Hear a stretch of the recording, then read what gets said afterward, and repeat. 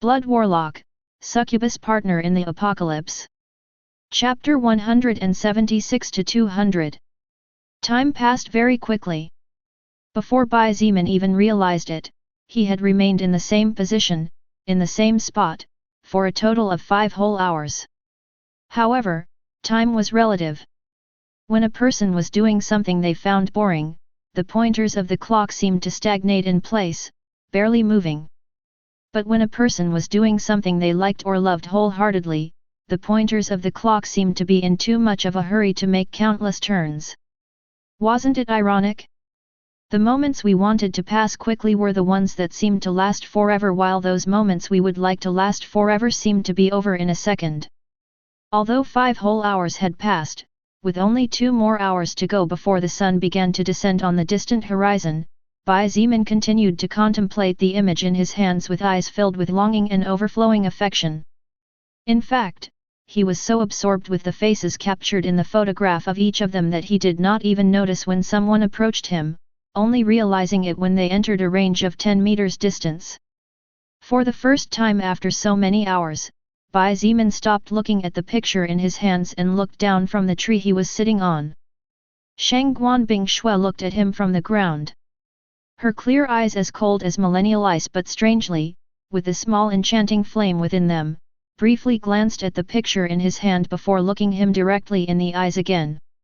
Although she couldn't see the faces in the portrait clearly due to the angle, she had managed to make out 4 people, 2 male and 2 female. Even without asking, it was quite obvious to Shang Guanbing Shui that this must be his family. Still, she couldn't help but ask, "Is that your family?" Bai Zeman looked at her for a moment before nodding slightly. He turned the portrait so she could see it better and slowly pointed, "My father, my mother, and my little sister." The picture had been taken more than 12 years ago, so it was somewhat old. However, Shang Guanbing Shui noticed the care with which the small picture had been treated, as, while it was a bit faded in some corners, it was mostly in perfect condition. "I see." She nodded slightly. Her voice was indifferent, but it was not an indifference meant for arrogance, but an innate indifference that seemed to come from her very soul. "You all seem very close." Bai Zeman found her last words a bit strange, but he didn't think too much of it as he simply replied, "Of course we are. We are family after all." Shang Guanbing Shui stared at him for 2 seconds before nodding and turning her eyes back to the picture once more. The couple, who were then in their early 30s, looked genuinely happy with smiles on their faces as they hugged the 2 8- or 9-year-old children. The little boy had a mischievous look shining in his eyes, while the little girl was clinging to a small grey stuffed rabbit, her eyes looking as limpid and pure as the clearest water in the world. Shang Guanbing Shui's eyes sparkled strangely for a moment before she closed her eyes and turned away. As she walked out of the forest again, she remarked, "Although it's kind of late, we decided to prepare something to eat since we're kinda hungry. You should eat something too." Bai Zeman followed her slender back with his eyes until she disappeared into the thick forest trees and scratched his head while muttering, "How strange, ... However, he soon began to feel hungry, so he decided to follow the advice she had given him. After all, it had been many hours, and after the quick breakfast he had had while leaving the military camp, he had not eaten anything. Basically, since the previous night's dinner, Bai Zeman had not had a proper meal. After climbing down from the tree with a nimble jump, he landed softly on the ground and walked towards the outside of the forest. ******. The wait seemed to take forever. While Bai Zeman's group waited for the arrival of the group of survivors to begin work, none of them had anything particularly appealing to do, so they simply chatted among themselves, devising plans to improve the power of the beginning village. They also brainstormed about what to do next. In the end, the idea most liked by Bai Zeman, Shang Guanbing Shui, Wu Yujun, and Chen He, turned out to be the same: move in a southerly direction and move into Baiquan Camp. The Baiquan Camp had been established by the mayor of the Baiquan sub-district of the Yanqing district. In addition, according to the radio broadcast, the military had managed to establish a large security perimeter, currently with more than 10,000 survivors. Bai Zimin had decided to make a trip to Camp Baekwan personally. In addition, Wu Yujun had insisted on going with him, something Bai Zimin accepted after careful consideration. Wu Yujun was the granddaughter of the Premier of China and knew many powerful people. Perhaps, her presence would make things easier for him in case he decided to negotiate with the high command of Camp Baekwan. As for Shang Guanbing Shui, she also wanted to go as she wished to see with her own eyes the place set up by the government. However, Bai Zimin rejected her outright, telling her that he needed someone powerful protecting the beginning village. If a first order beast appeared, Chen He and the rest could repel it if they united and worked as a team. However, if two first order enemies or a high-level enemy appeared among the first orders, then only Bai Zimin himself and Shang Guanbing Shui had the power to defend against such existences. In the end, Shang Guanbing Shui stopped insisting as she knew that Bai Zimin's words made sense. Therefore, she and Chen He together with Fu Suifeng and Kong Lan would stay behind protecting the house while he was away. Time went by and in the blink of an eye it was already 6 a.m. of the next morning. The sun had not yet fully risen and the sky was almost completely black. Only the faint glow of the sun could be seen appearing far away, so far away and faint that the stars were still visible. Bai Zimin, who was sleeping in a huge military tent brought from the military camp, opened his eyes when he heard the sound of engines gradually approaching in this direction. A few meters away, Shang Guanbing Shui's blue eyes opened and a cold chill flashed within them. A few seconds later, Chen He also woke up just at the same time as Wu Yujun, followed by the soldiers who quickly picked up their guns lying at their sides. No need to worry. Bai Zimin waved his hand and slowly stood up. His bones creaked softly and he couldn't help but let out a sigh of pleasure before calmly saying, "They are here. It's time to get to work. They are here. It's time to get to work." Hearing Bai Zimin's words, they all looked a little lost due to the fact that they had only just woken up. However, some of them soon understood what he meant. Shang Guanbing Shui was the first to stand up. She said nothing and simply followed him out of the tent in silence. Wu Yujun soon reacted and also rushed outside with renewed energy after a long, sweet night's sleep. Chen He tousled his hair and sighed, still drowsy. Instead of leaving immediately, he began to check his guns carefully. After all, these guns were his main source of security. Outside the military tent, Bai Zimin surveyed as Wu Yujun straightened her body to shake off the traces of lingering rigidity. Her seductive body was extremely charming to look at and her big eyes that seemed to sparkle with childlike curiosity only added another layer of charm on her. Shang Guanbing Shui was doing the same. Her flexible body moved in different angles, highlighting the curves that her combat dress could barely dissimulate. She had trained in different martial arts from an early age and had even studied fencing when she started elementary school. Due to her constant training, Shang Guanbing Shui had forged a perfect seductive body no matter where one looked at it. Fortunately or not, the only man currently present was Bai Zimin. However, he only glanced at them for a second before turning his eyes back to the main road. Perhaps, the two women knew that he would not pay too much attention to them or look at them with lust and that was why they had dared to act freer around him. After all, they already knew quite well what kind of person Bai Zimin was. In fact, for Bai Zimin, there were only 3 goals in his mind. The first was to become more powerful, the second was to find his family, and the third was to help Lilith. The last 2 goals directly aligned with the first. As for sex, naturally Bai Zimin was interested. After all, he was an extremely healthy young man.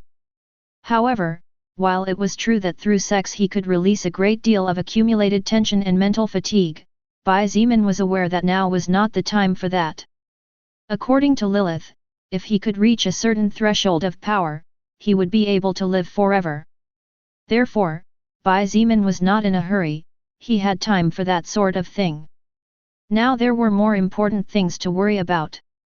Soon, the roaring of engines could be heard more clearly. The lights of several vehicles glowed brightly amidst the darkness as the wheels spun at a steady speed in the middle of the road. From a distance, Bai Zimin and the rest could clearly see a convoy of more than 10 vehicles moving toward them.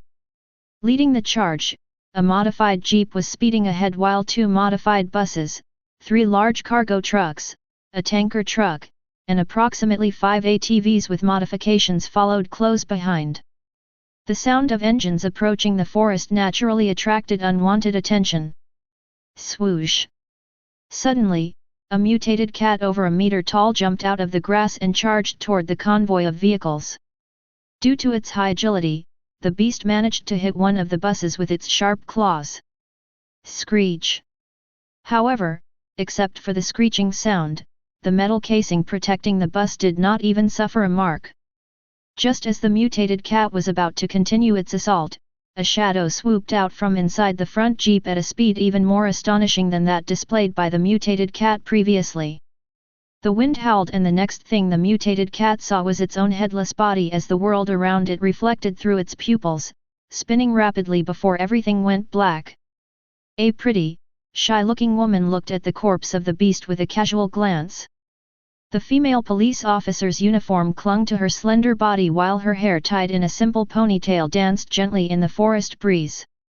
The female police uniform was mostly black as were her hair and dark eyes, so except for the Agarth dagger in her hands that flashed with a faint blue glow, she looked like a brave and fatal night assassin.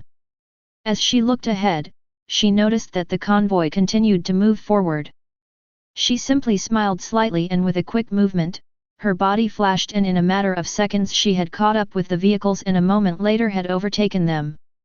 Soon, the woman, barely about 18 or 19 years old, arrived in front of Bai Zimin and looked at him with a small shy smile. Sorry to take so long, Leader Bai.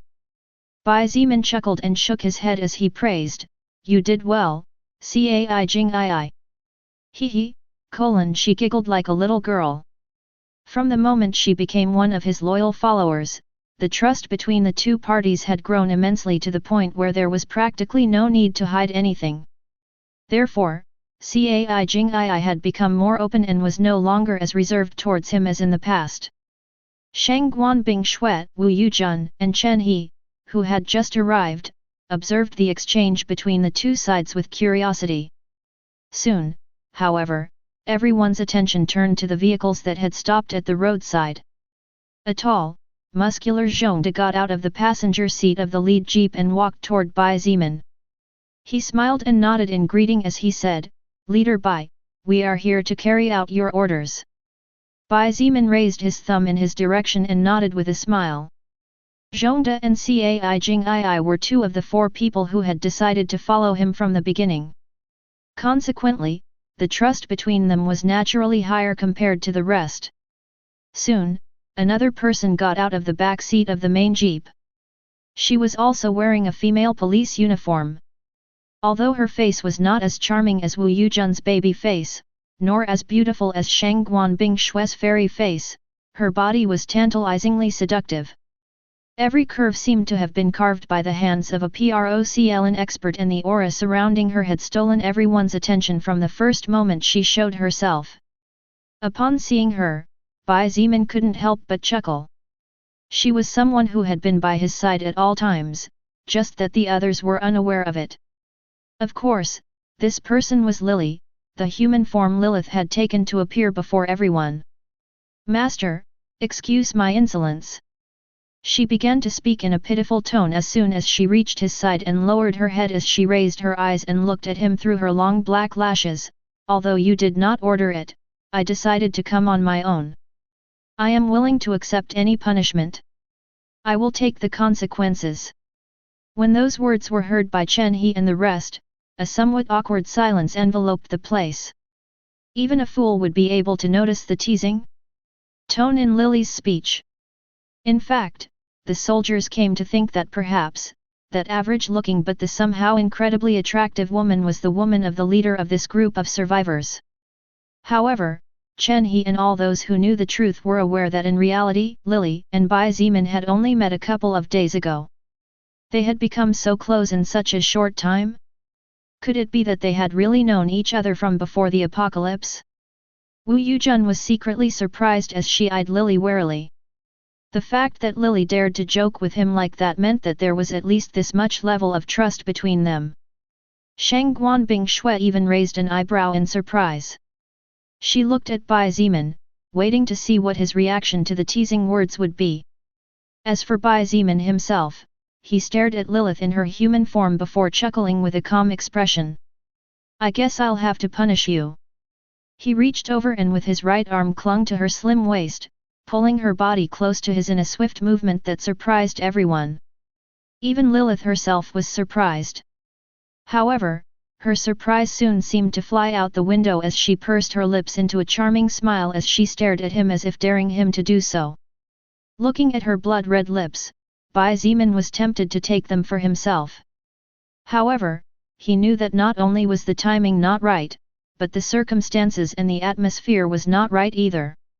I'll deal with you sooner than you think, little succubus, said Bai Zimin as he slowly loosened his grip and released her. She merely looked up at him with her enchanting bright eyes. Her smile never left her face and she seemed to be silently telling him that she was waiting for him. Bai Zimin did not seem concerned in any way about the thoughts of others. In fact, regardless of whether it was the soldiers or the group that XIETIAN brought with her, they all looked at him with smiles that any man could understand. All right, I think XIETIAN has already explained to you the work you need to do. He looked at the group of approximately 200 survivors and continued in a deep voice, most of you will start dismantling what is possible from the bodies of some mutated beasts that were killed by us. As for a minority, you will be tasked with searching for and collecting an object very similar to this one.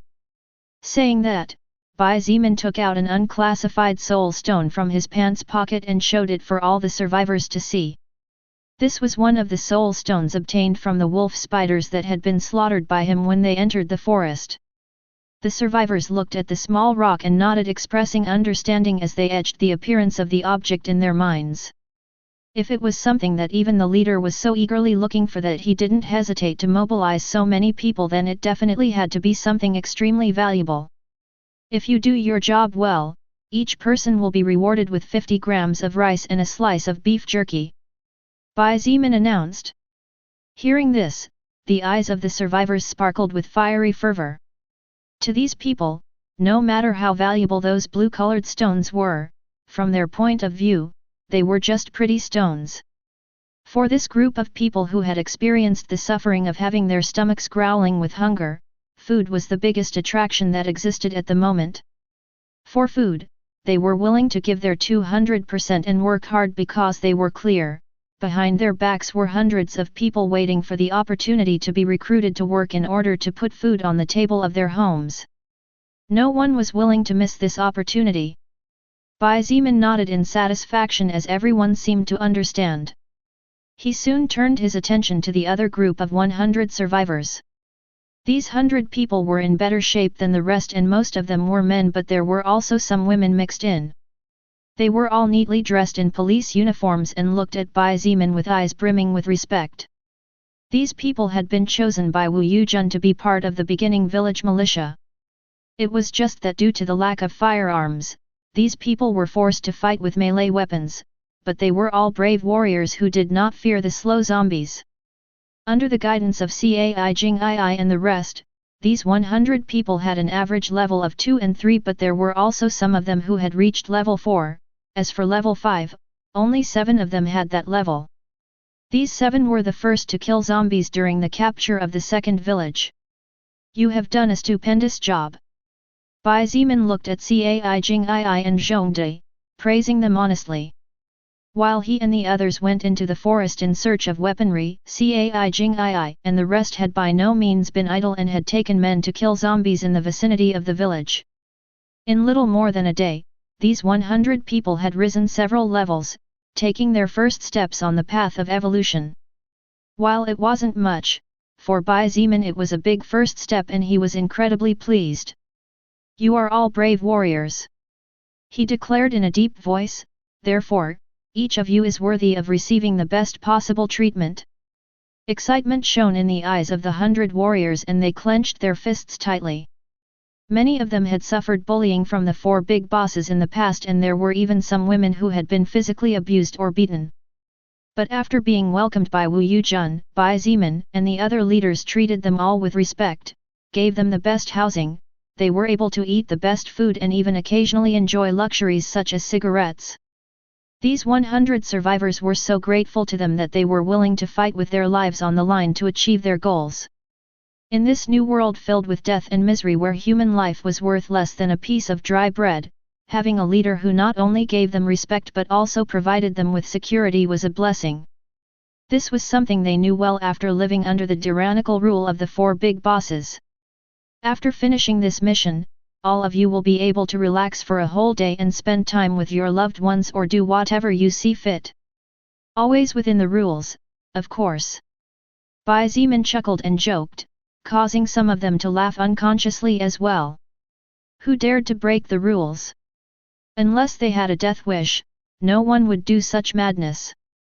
Bai Zimin looked up at the sky and noticed that it was slowly beginning to clear. Now, the stars were no longer visible and a great part of the sky had been tinged with a beautiful deep orange color, heralding the imminent arrival of a new day. All right. Time to get down to business. Saying that, Bai Zimin turned around and began walking into the forest. The 200 or so survivors who were gathered by Cai Jingii and Zhongde were surrounded by the more than 100 men chosen by Wu Yujun to be part of the armed forces of the beginning village. The 100 men were using machine guns, rifles, and pistols. These were all firearms that Bai Zimin had taken out of the military camp the day before for precisely this purpose. Of course, while security was a lot higher due to the modern weaponry, in reality none of these 100 men had the ability to take on a large group of mutated creatures. In fact, probably only a dozen agility-based or especially high defense beasts would be more than enough to decimate them all. However, this would not stay that way for long, as Bai Zimin would not let them get too used to modern weaponry.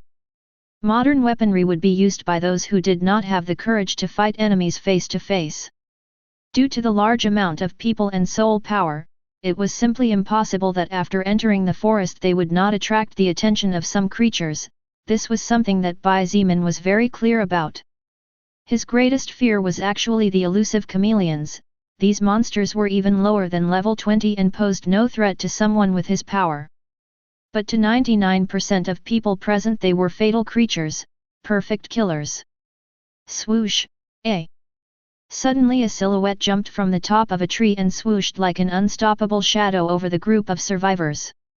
None of them even had time to react. The creature turned out to be a 2-meter-tall ape whose fur was completely brown.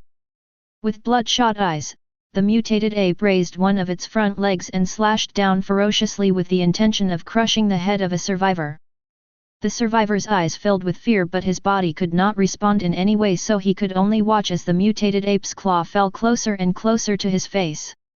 Clang! A shadow appeared between the survivor and the mutated ape's claw at lightning speed. With a somewhat clumsy but at the same time controlled movement, the pretty Cai Jingii positioned her Agarth dagger in a defensive stance and successfully stopped the beast's advance.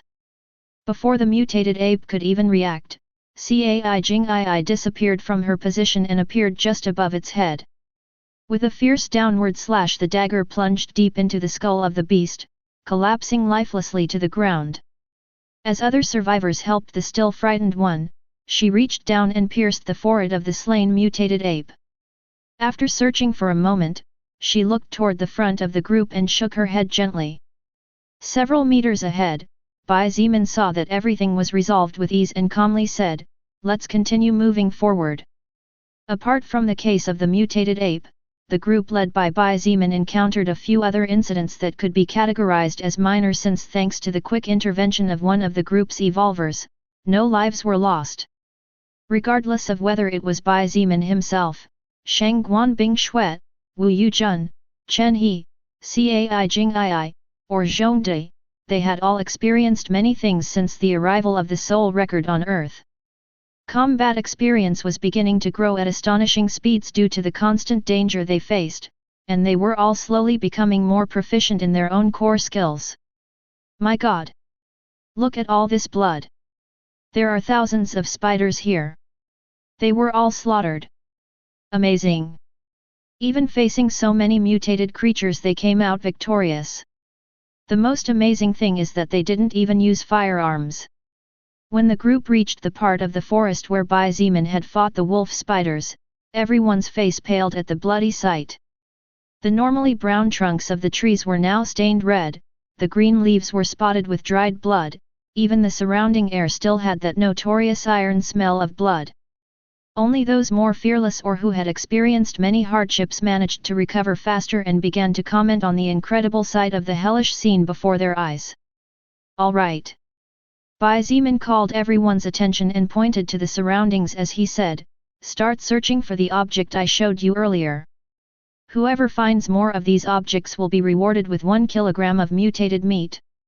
The eyes of the survivors shone upon hearing Bai Zeman's promise. Mutated meat was extremely precious as its nutrients and the mana it contained could fortify the body. Even those who were somewhat malnourished could recover at astonishing speeds if they consumed mutated meat. Of course, the reason why Bai Zeman was willing to do this was because he currently had a lot of mutated meat at his disposal, and if he didn't do something with it, it would end up falling into a bad condition sooner or later. Besides, that way he could slowly start nurturing people under his banner and use them in times of crisis. He looked at the tall Zhongde and the beautiful Wu Yujun and ordered, "Zhongde, you and Wu Yujun stay here to protect and supervise these people. I will leave behind 50 armed men for both of you to command at will." Bai Zeman left a total of 100 survivors to do the work of collecting the unclassified soul stones. Together with Chen He, Shang Guan Bing Shui, and Cai Jing Ai led the other 100 survivors and the remaining 50 armed men deeper into the forest. The reason why Bai Zeman took Shang Guan Bing Shui with him, even though she was a first-order existence and would be able to provide more support to the first group, was for obvious reasons. After all, the deeper into the forest, the greater the dangers they had to face in case enemies appeared. This had been demonstrated before and Bai Zeman had no doubts about it.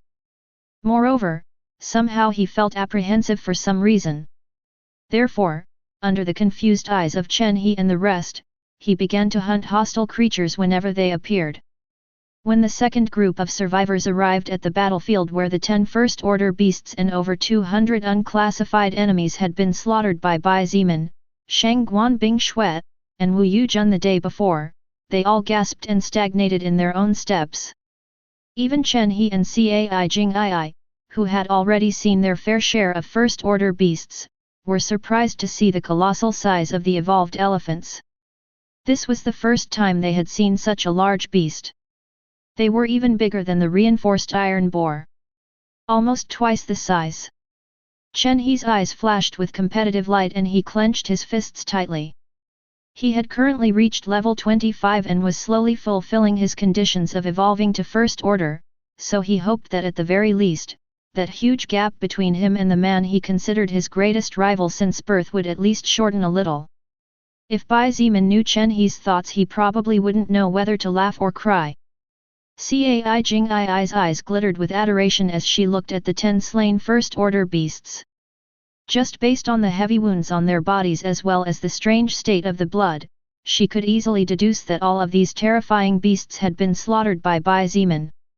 She knew his fighting methods well and knew that most of the time, the corpses of his enemies ended up in 3 conditions.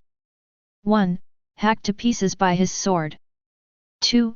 Strangely with few wounds but with a large amount of blood around the corpse. 3. Completely crushed, overwhelmed with superior strength and beaten to the point of turning their internal organs and brains into a pile of pulp. If these beasts had been slaughtered by Shang Guan Bing Shui, the condition of their bodies would be far less terrifying, since every time she killed an enemy, her ice skill almost always froze them along with the blood. To say that her way of slaughtering was beautiful might be the right way to describe it. As for Wu Yujun, Cai Jing Ai didn't know much about her since they never chatted too much and most of the time both women were busy with different tasks. However, Cai Jing Ai was completely sure that it was impossible for Wu Yujun to have the ability to kill a first-order existence. In fact, Cai Jing Ai herself was hardly confident in fighting a first-order beast. Although she had not yet evolved and was level 24, thanks to a gift that Bai Zimin had given her on the day he awakened right after she and Kong Lan became his loyal followers, Cai Jingii believed that with her current battle power she would at least be able to defend herself, and if she wanted to leave, very few first-order existences would actually be able to stop her footsteps. Soon, under the direct order of Bai Zimin himself, the 100 survivors began to work on the bodies of the first-order beasts. Those with a too-hard shell were cared for by Shangguan Bingshui herself, who using a sharp mutant beast bone and activating the blazing ring skill began to slowly cut through the hard shells of the armored elephants and the bright-scaled rhinoceroses. Due to their deaths, the body of the armored elephants and the bright-scaled rhinoceroses were now much weaker. Although the lingering mana inside still made things difficult, Shangguan Bingshui managed to slowly break through the tough defenses by making use of the wounds inflicted by Bai Zimin during their fight, and gradually the shells began to fall off. The other survivors worked on the bodies of the frost control lions as well as on the bodies of the impetus bull aura. These beasts were more focused on attack, so their defenses were much lower than those of the armored elephants and bright-scaled rhinoceroses. Making use of bone knives belonging to different first-order monsters, the survivors managed to slowly cut off the upper pelt and slowly began to remove the fur from the beasts. Cai Jingii, Chen He, and the 150 men armed to the teeth had established a perimeter of 200 meters around. Any beast that came too close was immediately riddled with bullets or simply cut to pieces by one of the two main fighters. Gradually, the pelts of the frost control lions and the impetus bull aura were carefully removed and left on the side. Then, the survivors huddled around the body and began to take care of the flesh. They cut the flesh of the evolved animals into small pieces and put them in a large ice chamber that Shangguan Bingshui had created earlier. Although she needed to provide her own mana to the ice chamber every so often, it was a manageable expense for the current her. If it was before she evolved, maybe it would be challenging. But it was no longer. The blood was collected in large plastic tanks that weighed nothing empty, so it was easy to bring them in. Then, it was placed next to the meat inside the frozen ice chamber. Little by little, kilos and kilos of delicious and extremely nutritious evolved meat began to accumulate inside the ice chamber. After working for 7 hours, the 100 survivors finished off the bodies of the frost control lions and the impetus bull aura, leaving only a pile of bones with some pieces of flesh stuck on them and blood.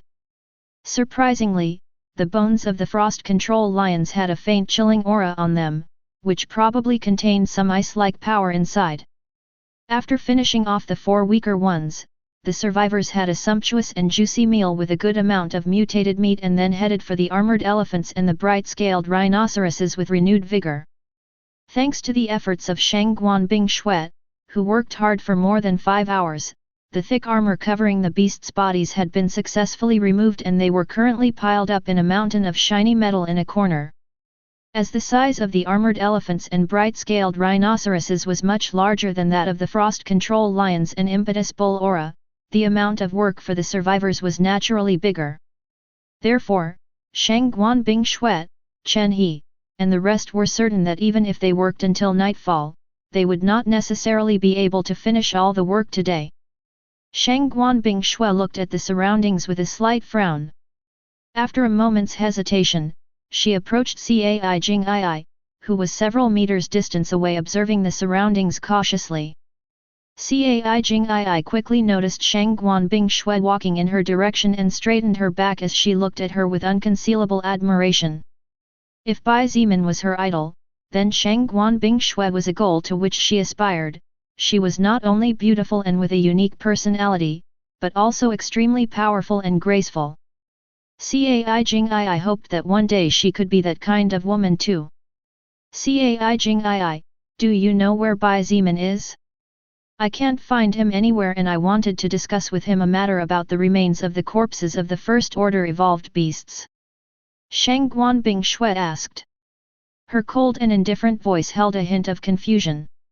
Cai Jingii quickly shook her head and pointed towards the forest before replying, Big Sister Bingshui, actually, the leader went deeper northeast into the forest. He left hours ago but I can occasionally see his silhouette flickering through the trees.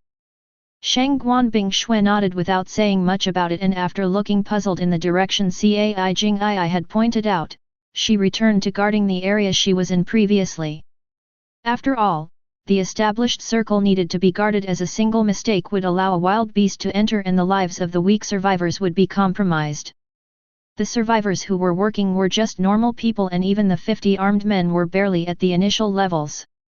A single level 10 beast could cause a massive disaster if it managed to sneak in. As for Bai Zimin himself, he was currently doing another task. So, you can't warn me beforehand. His silhouette flickered through the trees and thick forage at lightning speed as his voice traveled through the place. Swoosh! A 6-foot leopard leapt from the underbrush and opened its jaws wide. Its eyes seemed blood red, glowing madly and filled with murderous intent as Bai Zimin's figure was reflected in them. The smell of putrid flesh assaulted his nostrils, and the creature's long fangs reflected the meager rays of sunlight that pierced the thick branches of the trees. Only a mere inch from his neck, Bai Zimin's face lingered unmoved, as if unaware of the existence of the beast that was about to claim his life. Nope. Lilith's voice rang out right after his question. At the same time, Bai Zimin's body intersected with the mutated leopard's powerful-looking body. As I said before, I cannot interfere in any way in your battles or future battles. I can only help you in small ways when the battlefield is clear of all enemies and there is not even the slightest possibility of danger, or else I will fall to a lower existence and a great part of my powers will disappear. I might even die. A sharp light flashed and slowly a line appeared on the mutated leopard's neck. The beast couldn't even let out a howl of pain as its head fell heavily to the ground and rolled a few inches before stopping just as its decapitated body fell to the ground and blood splattered the ground. I see. Bai Zimin nodded calmly as if he already expected such a response. A message flashed in his retina. Blood will, 50%/50%. It was exactly the same message that had been flashing across his retina for several hours now, without any change. With surprising agility, even without activating lightning movement, Bai Zimin's body flashed through the forest without stopping to look for enemies.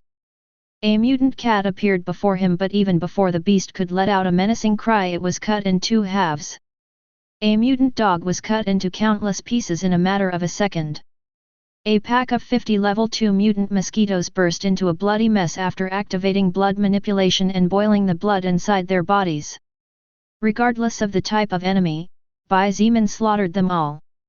In fact, it was he who was moving through the forest looking for those enemies, it was he who was aiming for their lives. What is the reason for your trepidation? Lilith's puzzled voice sounded beside him, though she was nowhere to be seen. I don't know. Bai Zimin replied as he decapitated a mutated mantis with ease. I just feel uncomfortable, like something bad is going to happen soon. Lilith remained silent and a small frown appeared on her beautiful face. Perhaps your danger sense skill along with your blood will skill are working together to warn you of a very big danger. She didn't sound too sure about it either, but it was the only thing she could come up with since this was the first time she experienced something like this. Just as Bai Zimin was about to reply, his face changed greatly and he stopped his steps in mid-step while concentrating his hearing to the maximum. Bang! Bang! Bang! Bang! Bang! The unmistakable sound of gunshots and even the sound of some explosions were heard clearly amidst the deadly silence of the forest. But what worried Bai Zimin the most was that that's coming from the place where the bodies of the first-order beasts are. Lilith's voice reached him once again. Apparently you were right. I can sense from here the appearance of a second-order existence. Are you sure you want to face one now? You can just go and leave them behind. Bai Zimin gritted his teeth and did not hesitate as he charged forward in the direction of where Cai Jing'ai and the rest were currently located. I'm currently at my maximum capacity. I don't think a second-order beast can defeat me so easily. He had killed first-order existences even before he evolved. He believed that he could do the same to a second order as well. Lilith did not respond to his words. She secretly sighed. Because a second-order existence was a lot more dangerous and terrifying than a first-order existence was even at the top. Bai Zimin still had no idea how dangerous such beings were. But he would soon experience it for himself, and Lilith knew from the conviction in his gaze that he would not stop no matter what. I wish you luck. Remember that running away in times of crisis is not for cowards, Bai Zimin. That was all she said, but he did not change his course. On the contrary, he accelerated even more. Lightning movement. Blue lightning flashed over his body like tiny mischievous snakes that appeared and disappeared in different spots. Bai Zimin's body dashed through the forest as the sound of crackling noisily echoed everywhere as if announcing the imminent arrival of a storm. Asterisk asterisk asterisk. Fire! Chen He shouted at the top of his lungs as he fired a burst of bullets propelled by his own mana at the creature in front of him. Each shot demonstrated his effectiveness as a marksman. Even with a Type 67 machine gun in his hands, every shot struck the monster's head with terrifying accuracy. Zhongde, Cai Jing Ii, and the 50 armed men raised their weapons and began firing a blast of unstoppable bullets at the enemy that had appeared with the intention of turning it into a sieve. Due to the lack of military training as well as the lack of special skill like Chen He's, some bullets missed the target even though it was huge, and many of them only hit the limbs or barely grazed it. However, at a distance of barely 100 meters it was impossible for such a large flurry to miss completely. Nevertheless, the creature remained standing on its two hind legs as it looked ahead. A glint of disdain flashed in the monster's eyes as it slowly began to advance, causing the ground beneath its feet to shake constantly as if a mini earthquake was shaking the world every few short periods. The beast was a massive 4-meter-tall bear. Its fur was perfect white with some deep black lines in the form of archaic patterns on its chest and back. Its eyes were a startling fluorescent gold color, and the claws on its paws were surprisingly long and sharp enough to seem to be able to slice through the entire world. Bang! Bang! Bang! Bang! Bang! Bang! Hundreds of bullets hit the giant bear's body per second. When the magazines of the machine guns or rifles ran out, the gunman immediately changed the empty magazine, throwing it on the ground and hastily replacing it with a new one. However, no matter whether it was a light machine gun, rifle, sniper, pistol, or heavy machine gun, no matter the type of weapon or the caliber of ammunition used, the bullet casings fell to the ground uselessly in a constant metallic clink. Each shot from Chen He accurately hit the bear's head with strange archaic engravings. However, none of his attacks were effective. Although there were many shots that managed to accurately hit the golden eyes of the beast thanks to Chen He's marksmanship skill, the bear with runes did not even flinch or try to close its eyelids and simply allowed the piercing bullets to hit its eyesight. It was common sense that the eyes of every living being were the weak point. Regardless of whether it was a mighty alligator, a huge elephant, or a human being, they all had weak eyes, and any kind of attack was enough to severely damage and even destroy it. Not to mention armor-piercing bullets capable of turning a vehicle into a sieve. However, the bear with runes simply continued on its feet. Every time the bullets hit its eyes they were repelled as if they had hit an armored plate instead of weak eyes. Damn it! A soldier shouted in a terrified voice as he replaced the empty magazine and threw it on the ground before replacing it with a new one. What the hell is this damn thing? Bing Shuet! This monster definitely isn't a first order. Chen He shouted out loud in a tense voice. If it was in the past, he might not be able to differentiate between first order and something else. However, now that he was about to evolve, he could sense that the creature before them was simply on another level. Regardless of whether it was the reinforced iron boar or any other first-order existence they had encountered so far, the bear with runes was definitely beyond any of them. 50 meters away, Shangguan Bingshue's face was pale. Her expression was as cold as frost as her eyes flashed with murderous intent.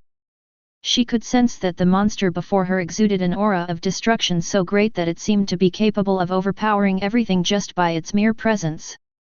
To her horror, she realized something.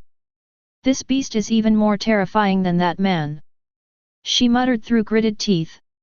She could faintly sense an extremely frightening aura being released by Bai Zimin every time he fought. However, the beast before her eyes was on a completely different level. This could only mean that the beast in front of them was a second-order creature. This was the first time any member of the group had to face such an enemy, and based on the current situation alone, Shang Guanbing Shui knew that the chances of making it out alive were not particularly high. Unless that man comes back quickly and has some tricks up his sleeve. With a pale face, she raised both hands high in the air, and while pointing forward with her rare-grade treasure magic wand, she shouted, "Ice spears!" The mana inside her body resonated with her command, and the magic she could use moved the mana to activate and shape her ice maker magical skill. The next instant, a dozen powerful ice spears over 3 meters long floated above her head. The ruined bear's eyes glowed slightly, and ignoring the rain of bullets looked to its left just in time to feel the wind being pierced by several objects infused with mana and magic. What happened next terrified everyone. The beast opened its maw wide, and the strange engravings on its chest lit up with a strange amber glowing light. Shang Guanbing Shui's face changed, and by instinct, she raised a mighty wall of ice before her just a thousandth of a second before disaster struck. Roar! A powerful sound wave visible to the naked eye filled with magic and mana traveled at astonishing speeds through the air, crashing into the 12 ice spears that were in mid-flight. Bang! Bang! Bang! Bang! Bang!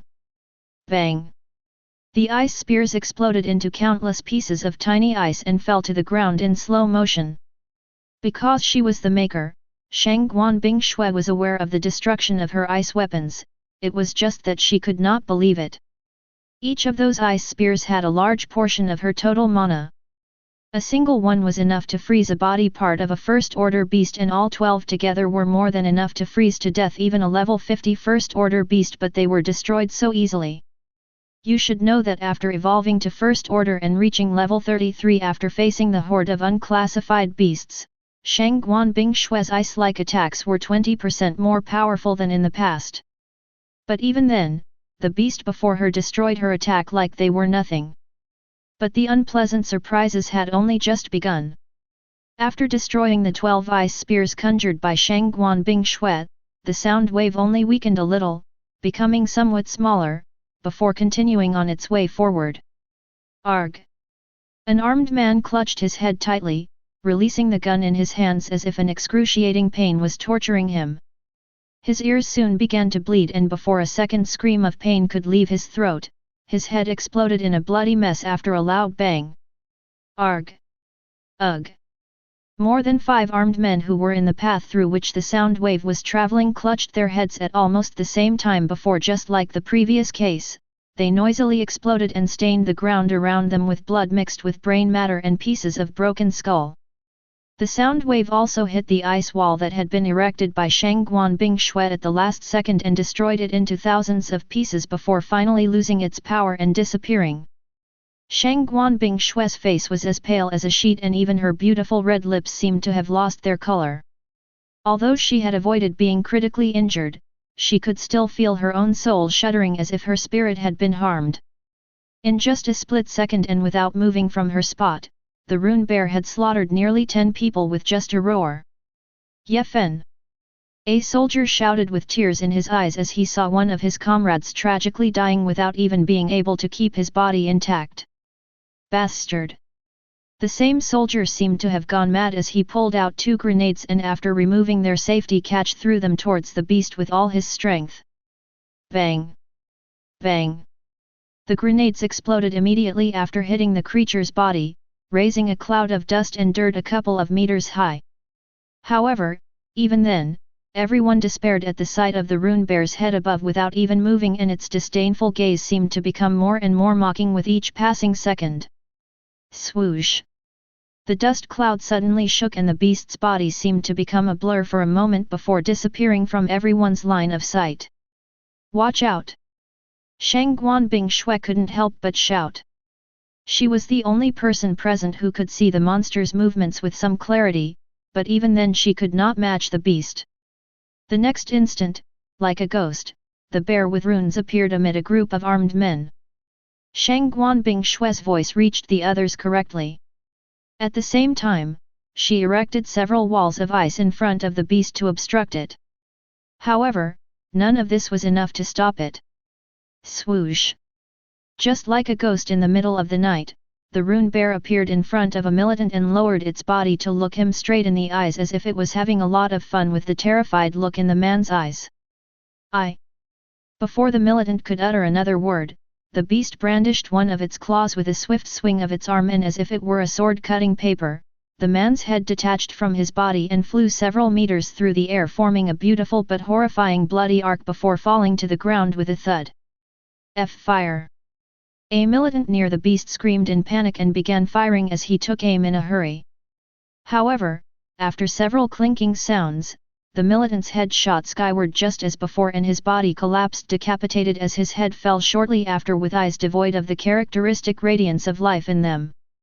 And no! Run away! Finally, some survivors could not stand the pressure at the bloody sight and began to turn around to run in different directions. Idiots! Don't run into the forest! Zhongde shouted as he threw a grenade towards the rune bear in an attempt to stop it. However, more than 30 survivors ignored his warning and ran into the forest.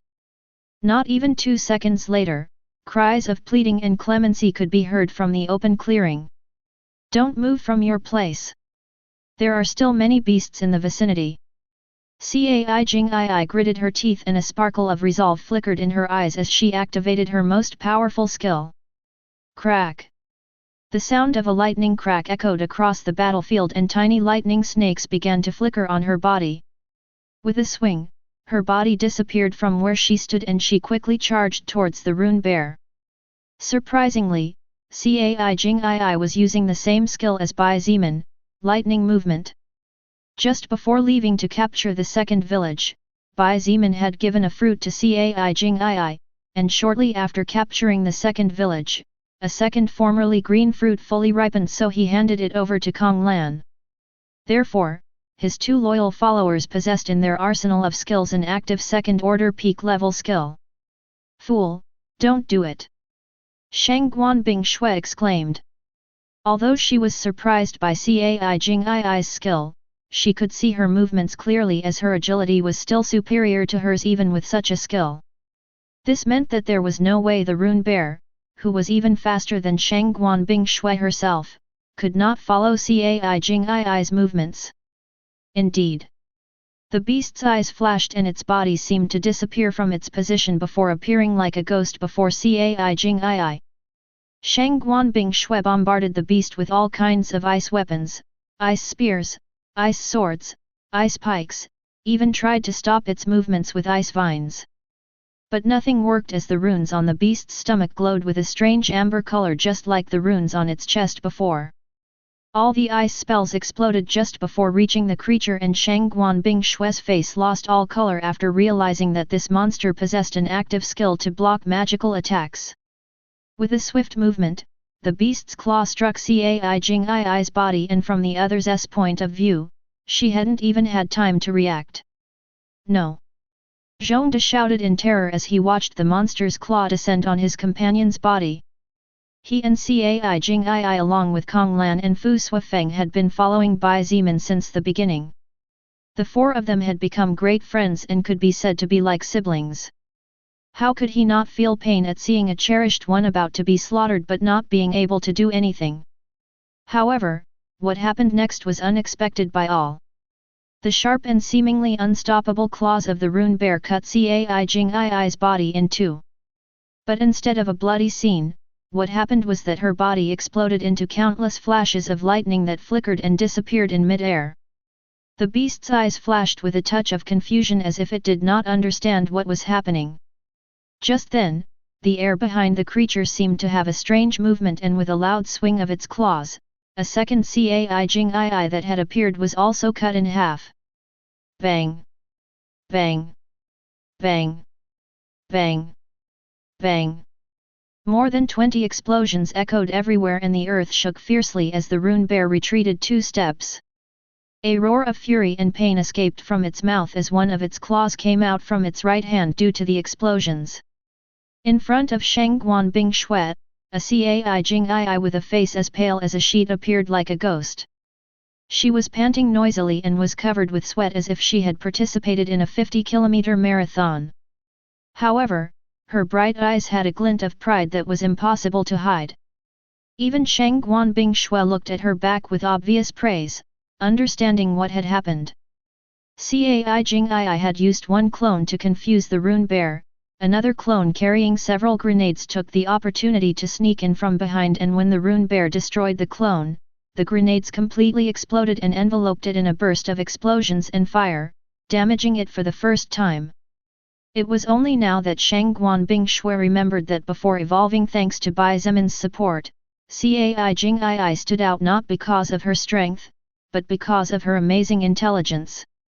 Although it was slight and was not completely with her strength, as she used external objects and human technology to accomplish it, the first to succeed in wounding the rune bear was none other than Cai Jing'ai, who had not yet evolved to First Order. The rune bear let out a second terrifying roar that made the ears of almost everyone within 50 meters begin to bleed. Through the cloud of dust, the beast's glowing fluorescent golden eyes seemed to be filled with murderous intent as it glared at the human that injured it, while the pain of losing one of its claw-like nails tormented it as blood dripped onto the ground, staining it red. The runes on its chest radiated with a bright amber glow, and a sound wave came out of his mouth again, only this time there were only Cai Jing'ai and Shang Guanbing Shui in the way. Shang Guanbing Shui could have avoided the attack, but seeing that Cai Jing'ai couldn't even move, she realized that all her stamina had been completely drained. What a brilliant woman! Shang Guanbing Shui was moved. Activating lightning movement and creating two clones as well as holding them for a few seconds had drained all of Cai Jing'ai's stamina and mana, therefore, she had made a final effort to reach Shang Guanbing Shui, as she was aware that the powerful ice mage was the only one capable of helping her now that she had lost all her battle power. In the past, the reason Cai Jing'ai had managed to establish her place among the lower leaders and the reason she was able to participate in important meetings, even express ideas, and give her opinion, was because she had a brilliant mind. She was a woman capable of coming up with great ideas, and this was more than demonstrated at this moment. Roar! The dark runes on the bear's chest lit up again, and the sound wave flew towards Cai Jing'ai and Shang Guanbing Shui at astonishing speeds. In fact, were it not for the clear movement of the air, it would be impossible to notice it with the naked eye. Cai Jing'ai's face turned pale as a sheet, and all traces of blood disappeared from her face. She no longer had stamina to run, she barely had enough energy to stand, but even that was costing her a lot. She had only managed to cut a fingernail off the rune bear at the cost of losing her combat ability. Worse yet, it hadn't even been done by herself, and the major work was done by the 20+ grenades. Fortunately, she already knew that the rune bear would attack her and had prepared for it. Swoosh! A wall of ice more than 5 meters thick appeared before her seemingly out of nowhere. When the sound wave hit the ice wall, it surprisingly did not explode just like the ice spears. It simply shuddered loudly, and Shang Guanbing Shui's face became even more pale, but the wall did not collapse. What kind of attacks are those? Shang Guanbing Shui gritted her teeth and quickly grabbed Cai Jing'ai by the waist before jumping back. Bang! The ice wall exploded into thousands of pieces, revealing the terrifying face of the rune bear behind it. The enraged beast let out another rage-filled roar and stomped hard on the ground beneath its feet before its body turned into a cannonball that shot forward. Shang Guanbing Shui also knew that the rune bear would not give up until it finished off the lives of everyone here, especially Cai Jing'ai, who had injured it after tricking it before. Ice spikes. Ice spears. Ice swords. Ice arrows. Ice vines. Shang Guanbing Shui continuously backed off as she cast magic spell after magic spell towards the rune bear. Although her ice creations could not pierce through the monster's defenses completely and there were barely any ice marks on its white fur, the freezing frost energy had managed to slightly decrease its agility and disturb its movements. It was only thanks to this that she and Cai Jing'ai had managed to survive so far. Chen He and Zhongde gritted their teeth until their gums bled, but neither of them could do anything but watch. In fact, it wasn't just the two of them. Everyone present could only watch and pray. Because the gunman's aim was not perfect, none of them dared to shoot since Shangguan Bingshui was engaging in direct combat with the terrifying beast and she or Cai Jingii might end up being harmed by their own allies. The survivors also did not dare to flee into the forest. More than 30 had lost their lives and from a distance, they could feel the bloodthirsty gaze of many mutated creatures from the shadows. It was clear to all of them that if they tried to flee they would be torn into pieces and eaten by the wild animals.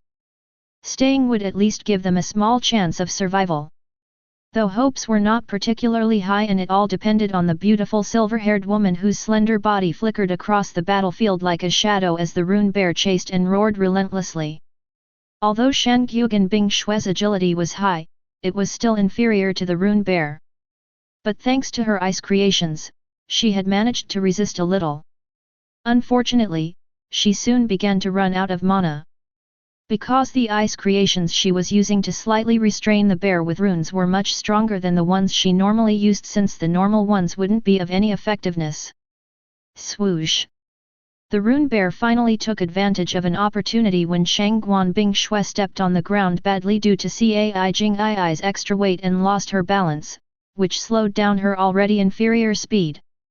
The beast raised a claw high as its gaze brimming with malicious intent focused on the two women of pathetic size in comparison. All its anger seemed to be contained in this strike as the air around it seemed to be cut into pieces as the tearing sound echoed everywhere. Shangguan Bingshui knew that it was impossible for her to dodge this attack unless her agility was 2 or 3 times her current one, which was simply insane in her eyes. Therefore, she gritted her teeth and activated the skill she obtained when she successfully evolved to First Order and acquired her unique class Charming Eyes. Charming Eye.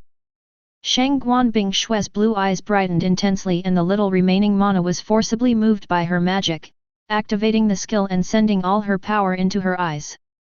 A strange aura invisible to the naked eye came from her gaze and when her eyes met the fluorescent golden eyes of the beast, the rune bear's movements stalled. It was only 2 seconds, but Shangguan Bingshui took advantage of that time to rush back, creating over 300 meters of distance between her and the beast even with her stamina considerably consumed. If she had more attack power she could have tried to counterattack and might even have gained the victory. After all, 2 seconds was too long in a battle to the death between existences capable of moving at such fast speeds. However, Shangguan Bingshui did not currently possess such an ability. The difference in power was simply as great as when she faced the First Order anti-magic zombie back then. The most she could do was to activate the attack skill of the Blazing Ring. Crimson flames enveloped the beast and began to slowly consume it. However, 2 seconds later, the rune bear seemed to awaken from its daze when a roar filled with fury that shook the entire forest drove out the surrounding flames after a loud burst of mana. With some burns on its white fur, the beast seemed to turn into a cannonball again and in a moment the distance of 300 meters was completely erased. Seeing the beast's claw descending, the world seemed to slow down for Shangguan Bingshui as death weighed down on her. But it did not help her and a bitter smile unconsciously appeared on her face. Her pretty eyes did not glitter with fear or worry. Nor did there seem to be sorrow for not having achieved something in her eyes. However, an incredibly bitter and unwilling sparkle shone in them. She was not willing. Unfortunately, she had no more energy to run at full speed and all her mana had been consumed when she activated Charming Eye. Just then, an explosion of lightning echoed throughout the forest and the beast's movements stopped as its golden eyes for the first time flashed with a small tinge of dread. The beast quickly halted its attack and instead lashed backward with its right paw from the top down. Boom! The sound of lightning from the distance was approaching at breakneck speeds, even faster than the descent of the Second Order bear's claw. The bitter look in Shangguan Bingshui's blue eyes disappeared, replaced by a look of pleasant surprise. This man is finally here. Such a thought flashed in her mind along with the appearance of what she thought was gone, hope for survival.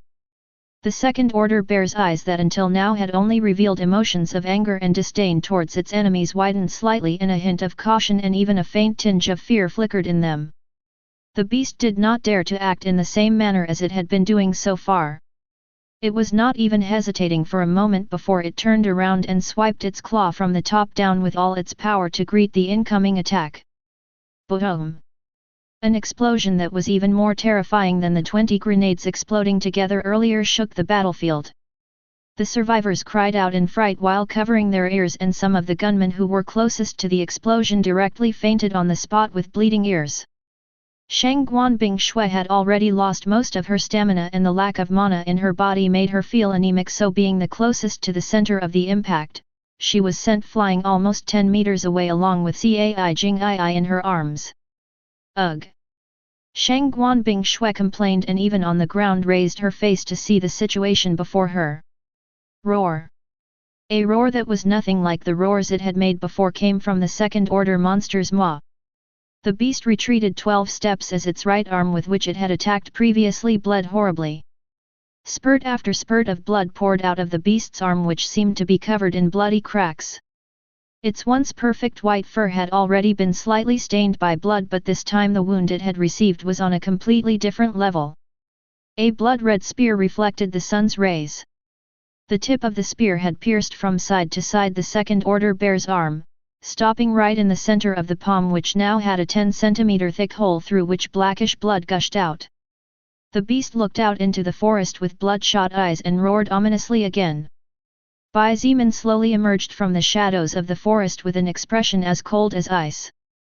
He momentarily ignored the beast and his eyes scanned the battlefield.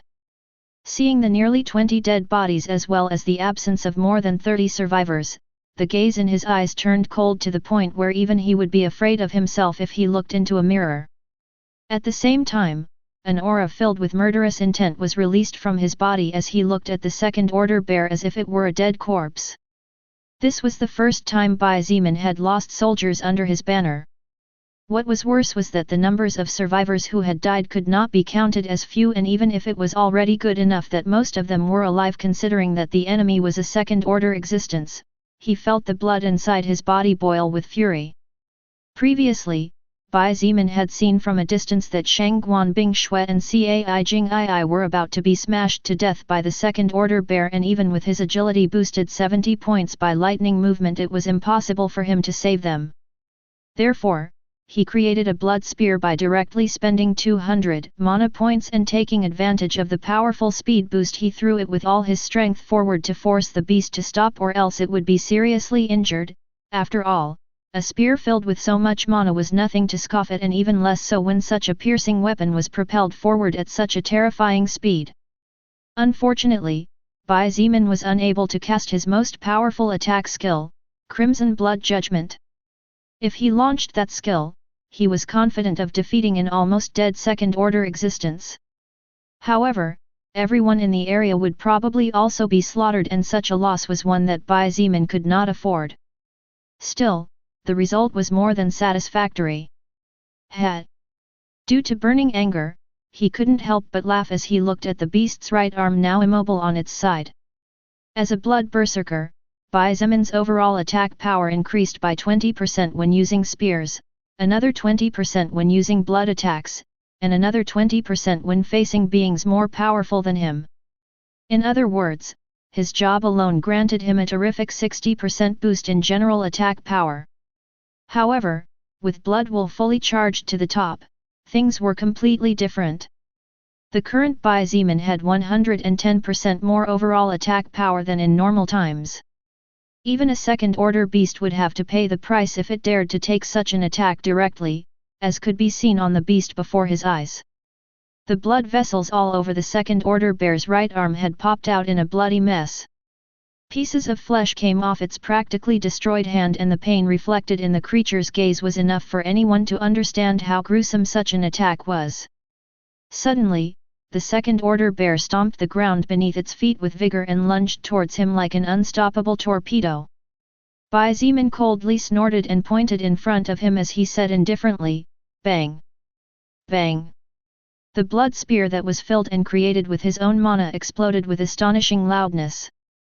The second-order bear stopped abruptly and roared again in pain as the entirety of its already severely injured right hand was sent flying through the air, splattering flesh and blood everywhere. Seizing the opportunity, Bai Zimin shot forward at lightning speed and leapt into the air before punching downward with all his might. His fist seemed to want to crush the beast's head, and even the surrounding air could not withstand the pressure, creating a mighty bang. The second-order bear's eyes glowed ominously, and ignoring the pain after losing its right hand, it swung ferociously with its left claw in a mighty swing. Boom! Bai Zimin's fist and the beast's left foreleg collided, and a big shockwave burst out in the surroundings. The ground under the beast's feet cracked tremendously and, surprisingly, for the first time since his strength stat grew so high, Bai Zimin was directly sent flying 20 meters. His body slammed into several trees, knocking them down in the process, and only after destroying more than 5 did he manage to regain control of himself, driving both feet firmly into the ground and leaving 2 lines several meters long before finally coming to a halt. Strong! Bai Zimin's gaze grew even colder. He could feel the blood inside his body rushing, but before he was forced to cough up blood, he activated his blood manipulation skill and slowed down the blood flow immediately, thus returning it to normal. Regardless of whether it was the gigantic armored elephants or any other first-order enemy Bai Zimin had faced so far, including the evolving level 50 armored elephant, none of these beasts managed to force him back when it came to pure strength.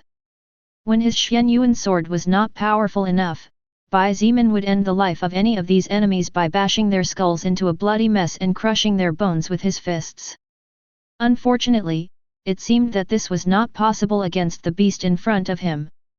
Bai Zimin looked at his right hand for a moment and noticed how it trembled slightly due to the previous powerful impact. In addition, small dots of blood appeared on his skin that was even able to withstand gunfire. At least, not with my current strength. Bai Zimin thought silently, and a glint of resolve and madness flashed in his gaze. His current strength stat was 229 points, which made Bai Zimin a horrific monster that was almost 23 times stronger than a human being in excellent physical condition. Of course, excellent physical condition before the apocalypse, now, was only average at best. One could imagine how terrifying the attack power behind his fists was. But even then, all that amount of attack power compressed into his body, boosted by 20% from fighting with bare fists, another 20% from facing an enemy more powerful than him, and another 50% due to blood will, was not enough to fight the second-order bear. The lingering pain in his right hand, as well as the muscle pain his body felt after hitting huge trees to the point of shattering them into pieces, was just too great to be ignored. Bai Zimin, seeing that he had no other choice, decided to do something that, while it was a pity, was the best option since he had no other way to break through the monster's defenses in front of him. With a quick thought, the 62 status points he had been carefully saving and had gathered after leveling up so diligently were consumed in a jiffy. A strange stinging feeling, strange to describe, hit every cell of Bai Zimin's body, and the great increase in stats was such that even he could feel his soul growing stronger, just as when he absorbed a great amount of soul power from powerful enemies. Bang! The second-order bear stomped the ground with a bang and charged towards him like a cannonball.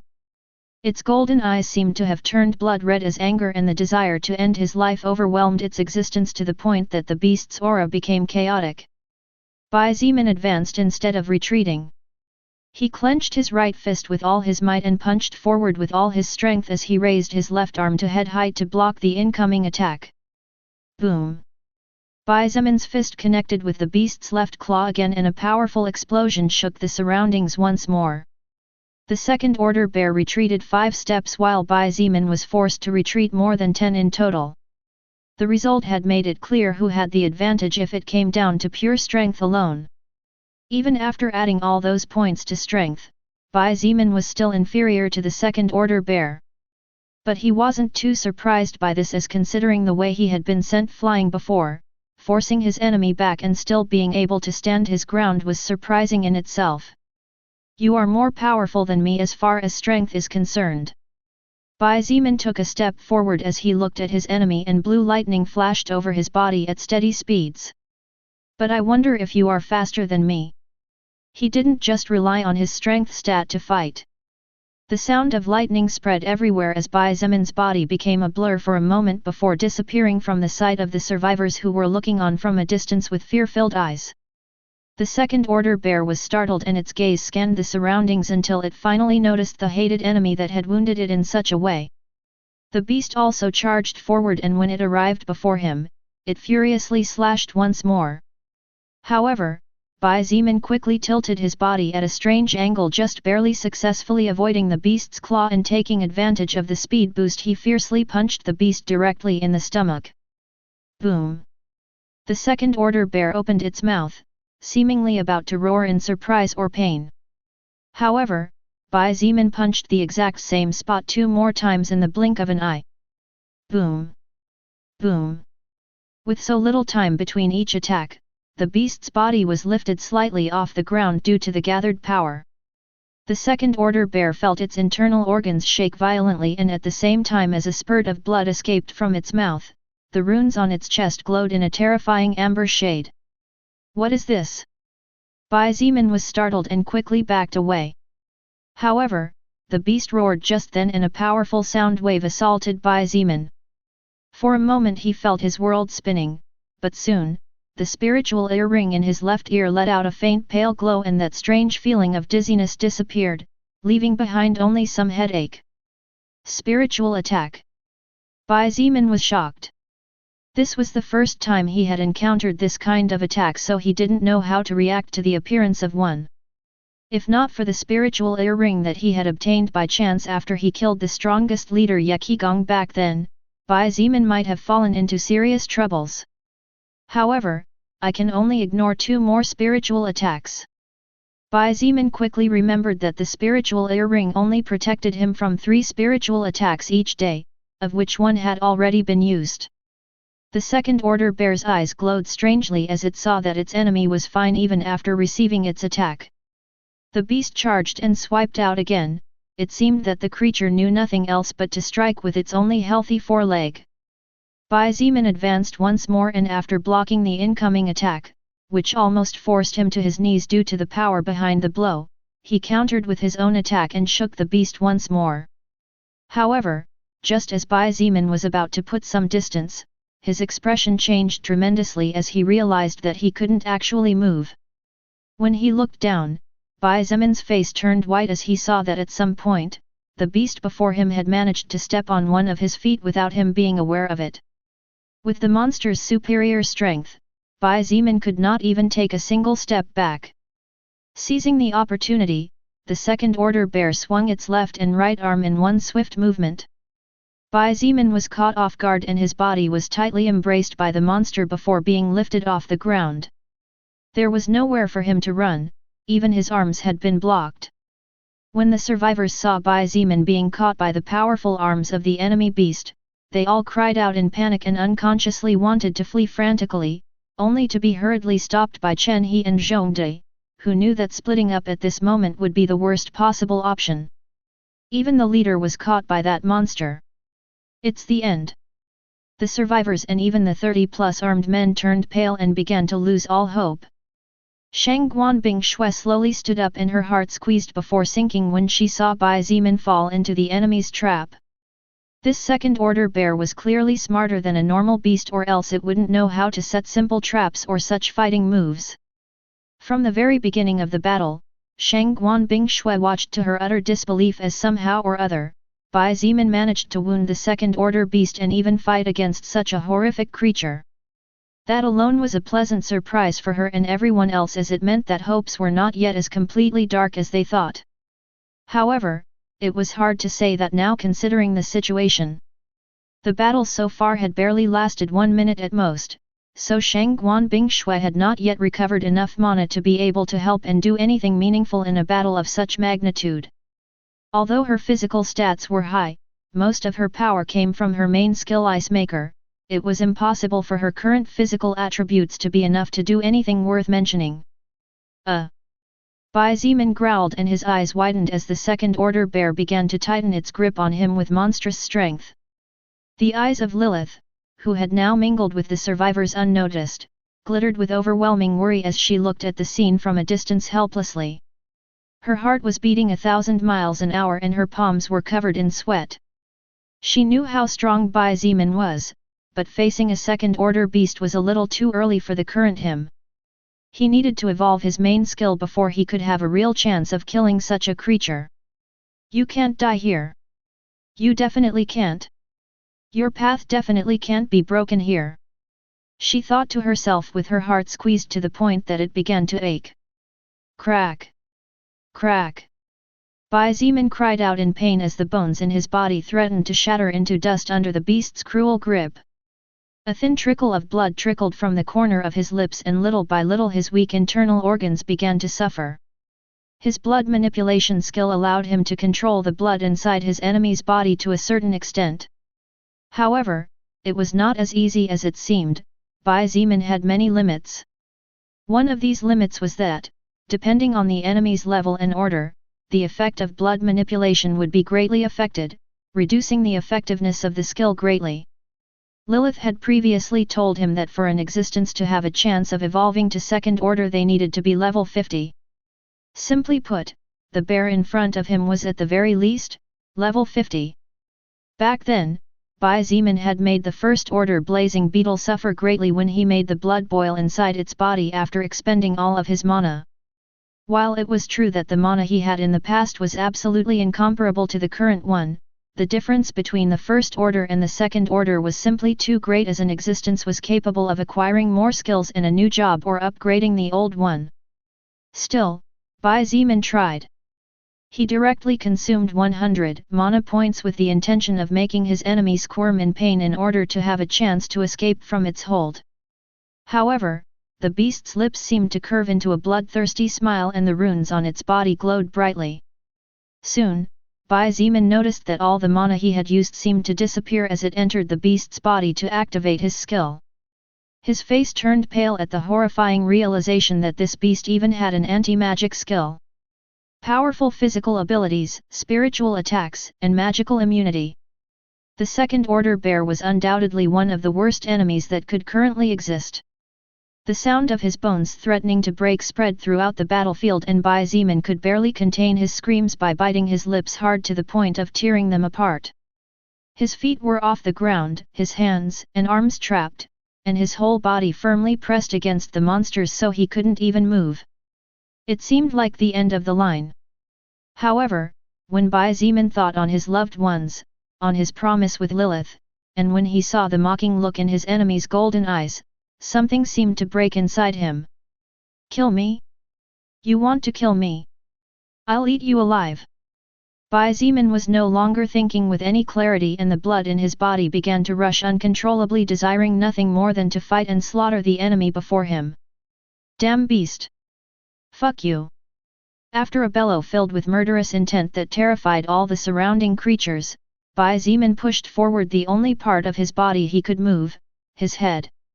Under everyone's disbelieving and terrified eyes, Bai Zimin opened his mouth wide and viciously bit the bear's left eye. Roar! Bai Zimin's teeth were like indestructible metal pincers. When it clung firmly to that part of the body that was weak but strong enough to even resist the impact of bullets, the beast's left eye exploded in a bloody mess. The bear roared in pain and unconsciously released its grip on him as it backed up several steps with its mind in shock. Swoosh! The wind howled and before the wounded beast could react, Bai Zimin's fist had viciously smashed its head. Boom! The bear was sent flying nearly 10 meters before falling noisily to the ground. However, before it could move with the pain obstructing its thoughts and instincts, the sound of lightning echoed all around as 3 Bai Zimin appeared and began to strike its already dizzy head. Bang! Bang! Bang! Bang! Although each clone only had 10% of his total power, 10% was enough to make the beast feel no better considering it had just lost one eye and then received a hard blow to the head. The second-order bear, furious and with a face covered in its own blood, opened its single eye wide and roared ferociously as the runes on its chest glowed brightly. The sound wave struck the 3 clones, causing them to explode into tiny motes of light and lightning. However, just as the beast stood up, the wind behind it shook and a Bai Zimin with a bloodied face appeared. His body was covered in lightning and blood while the look in his eyes seemed to be bloodshot. It looked like he had transformed into a beast just like the bear. Boom! His fist once again hit the beast, impacting hard against its back, causing the beast to cough up blood and stagger several steps forward. Seeing Bai Zeman break free, Lilith's eyes sparkled and she unconsciously let out a sigh of relief. The tension on her shoulders largely disappeared, and as she looked at that face that was not especially handsome considering the large number of higher existences and other beings she had seen throughout her life, she felt that even covered in blood it was especially charming. Shang Guanbing Shui also felt such relief that her slender legs grew weak from the constant up and down of contrary emotions, almost falling to the ground once again. She did not particularly care about the bloodthirsty way in which Bai Zeman broke free. To Shang Guanbing Shui, the method was not what mattered. What was really important was to win and survive no matter how gruesome what had to be done.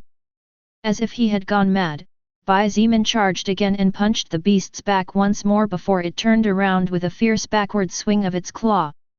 Bang!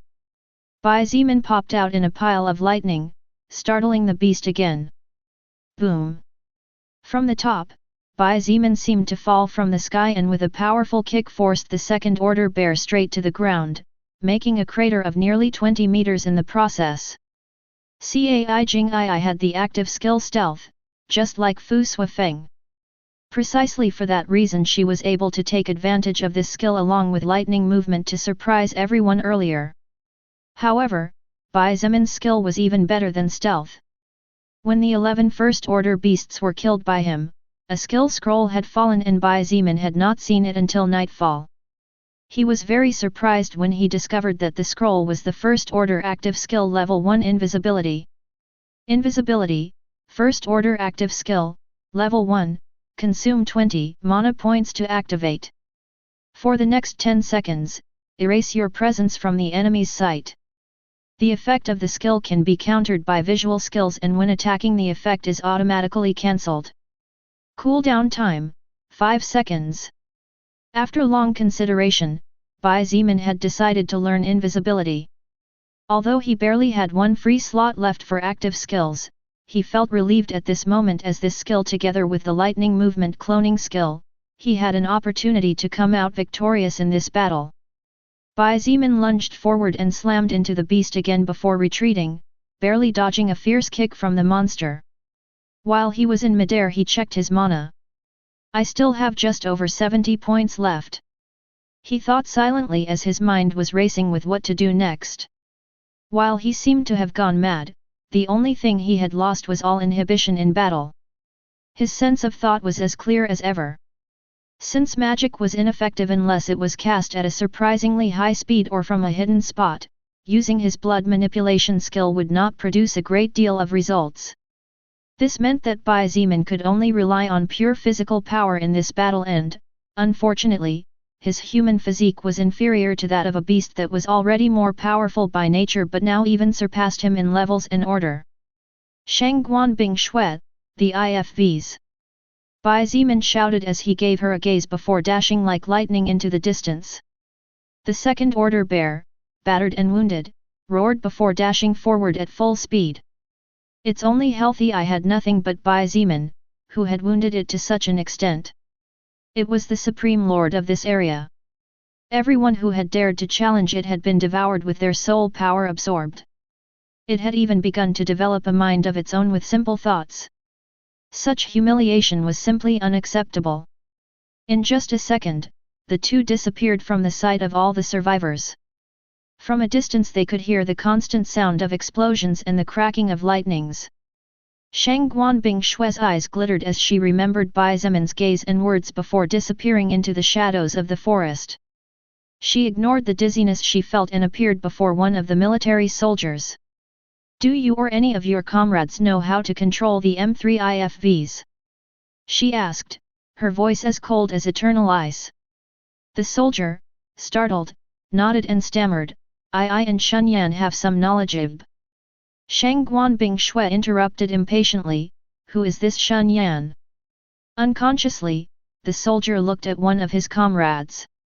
Shang Guanbing Shui nodded, and before the two men knew it they were lifted up by two huge ice hands.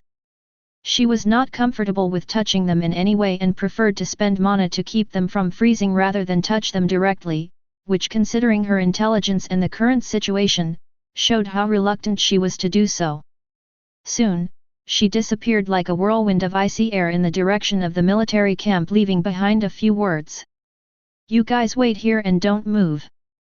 Chen He, Zhongde, and a completely exhausted Cai Jing Ai looked at each other in fright and quickly got to work.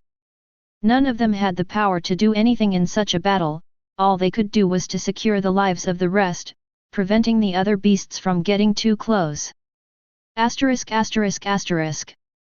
The second order bear was incredibly fast. There was no doubt about this. However, with lightning movement active, Bai Zemin's agility stat was 282. Even a second-order beast like the rune bear was slightly inferior, so no matter how much the beast chased, it failed to catch up. As two shadows, one white and one black with blue flashes occasionally glowing around, Bai Zemin and the second-order bear flashed through the forest at speeds that could only be described as frightening from the point of view of any human or creature that had not yet properly evolved. Trees were hacked to pieces by the furious bear without even bothering to dodge them. When a frightened creature appeared in the middle of the road, Bai Zemin unsheathed his sword and in one swift motion cut it in two, thus keeping blood will at its maximum and resetting the timer to 5 minutes again. In just a few seconds, both beings had covered several kilometers of distance, and before he knew it, Bai Zemin had reached the main road as he halted his footsteps in his tracks. The second-order bear continued the charge, and when it arrived in front of its hated enemy it didn't even hesitate as it slashed downward with all its might. Boom! The concrete floor cracked and the earth shook fiercely. A powerful shockwave rippled through the surroundings and the air erupted in an uproar, unable to withstand the pressure of the blow. However, to the dismay and to further fuel the fury of the beast, Bai Zemin had disappeared. The Bai Zemin before the beast once again burst into motes of light and tiny flashes of lightning. Although the second-order bear had begun to gain intelligence, it still could not compare to an adult human being like Bai Zemin and could hardly be considered an infant. Therefore, the beast looked at the surroundings in confusion and anger. "Let me see how you withstand this now," Bai Zemin thought viciously as his body flew several meters high into the air. After creating a clone and leaving it right in his previous position while activating first-order invisibility, Bai Zemin moved like a shadow and jumped high into the sky. In just a second, he had left the ground behind and was more than 10 meters high, but even then he was still ascending. Seeing how the second-order bear crushed his lightning clone and the cracks spread all over the concrete, unable to withstand the impact and pressure of the attack, Bai Zemin's gaze flashed coldly as he turned his body so that the forest where the other survivors and the armed arsenal was at his back. With his right hand extended forward, the blazing ring glowed with a faint crimson radiance as Bai Zemin activated the rare grade treasure skill without hesitation. Bang! A powerful flare of red flames shot out towards the ground in a northwest direction, and the invisibility skill was immediately cancelled. Hearing the sound from above, the mighty beast looked up hurriedly, and under the bright glare of the sun, it could barely see the shadow of its hated enemy several meters away. Not caring about the crimson flames advancing in its direction or perhaps relying on its anti-magic skill, the second-order bear put all the strength of its body into its feet and with a mighty boom on the ground shot into the sky like a cannonball. Seeing this, Bai Zemin laughed out loud. His laughter contained both mockery and anger as the hurricane necklace on his chest lit up with a faint pale green glow, and before the beast could react, a whirlwind over 10 meters in diameter shot out towards the ground, reaching the crimson flames in a millisecond. Boom! The mighty hurricane of wind struck the crimson flames, increasing their power immeasurably. What could previously be considered a blaze had suddenly transformed into a flame monster over 200 meters in diameter at the same time as a powerful explosion shook the surroundings. Ugh! Bai Zemin was sent flying straight backward due to the power of the explosion, and due to the fact that he was in mid-flight, he couldn't even properly control his body at the same time as the burning heat assaulted his face. However, the second-order bear took a much worse part. The beast was directly engulfed by the blazing fire monster and its seemingly unstoppable body was directly sent flying backward again, hitting the hard ground with such ferocity that cracks with more than 100 meters stretched along the concrete and even extended into the forest. Roar! A terrifying roar that resounded everywhere scared the surrounding beasts, and those who were in the outer areas of the forest could not help against that fear, which forced them to go deeper to get away from the place as fast as possible. Bai Zimin soon landed on the ground 200 meters away and quickly climbed a tree in the forest behind him while looking ahead with a cold expression. Although he could not activate Third Order Crimson Blood Judgment because it was a skill that Bai Zimin had not mastered and needed a long time to form a weapon that could withstand the power of that skill, only the elemental union of wind and fire from the hurricane necklace and the blazing ring contained power that could not be ignored in any way. When a large amount of wind envelopes a flare, it is natural for a powerful explosion to occur due to the sudden increase of oxygen which generates excess combustion. Bai Zimin sneered as he looked at the results of the explosion. The entire forest to the left or right 300 meters away with the road as the center was practically destroyed beyond recognition. The green grass was gone, replaced by dirty earth, the trees were crushed to the point where they became nothing more than a pile of small wood chips or sticks scattered everywhere. Besides, he narrowed his eyes and gazed as a silhouette writhed amidst the flames that burned the opposite forest. Roar! Roar! The second order bear writhed in pain as it roared steadily.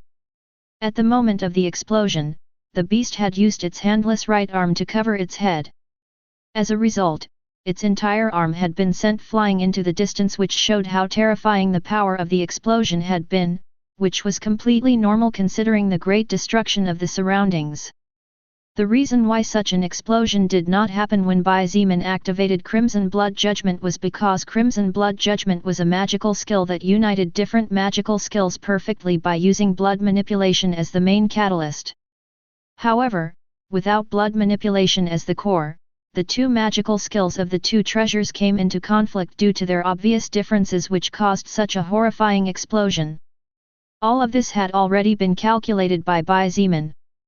But now he needed to see how much damage he could inflict on his enemy. The deep crimson flames resembled a raging sea that surrounded the second order bear's body at the same time as it spread a little into the opposite forest. The beast roared not only in pain but also to shake the surrounding flames. Each roar charged with mana, and the beast's own magic sent out blasts that expelled the flames from its body. However, these flames were immediately replaced by other flames without giving it a single break. Even so, Bai Zimin noticed to his dismay that the sea of crimson flames seemed to be gradually being extinguished as if a freezing winter storm suddenly swept through the world. At the end of the day, a second-order beast was a beast that possessed two magical skills or even more. Especially the bear in front of him, who also possessed terrifying physical abilities such as outstanding agility and terrifying strength as well as a large amount of stamina. Approximately 2 minutes later, the flames surrounding the beast were successfully expelled. The previously snow-white fur of the second-order bear was now 100% scorched to the point where the strange archaic runes on its body could no longer be seen anywhere, as its entire body was carbon black. Its only healthy eye glittered with pain, anger, shame, exhaustion, and many emotions that would normally be impossible to perceive in the eyes of an animal before the intervention of the soul record with the earth's mana. Its entire right arm was gone and burnt-smelling blood was steadily pouring out of its body as what appeared to be a cloud of fiery vapor surrounded it. Not so brave now, big guy. Bai Zimin sneered, earning a roar from his enemy.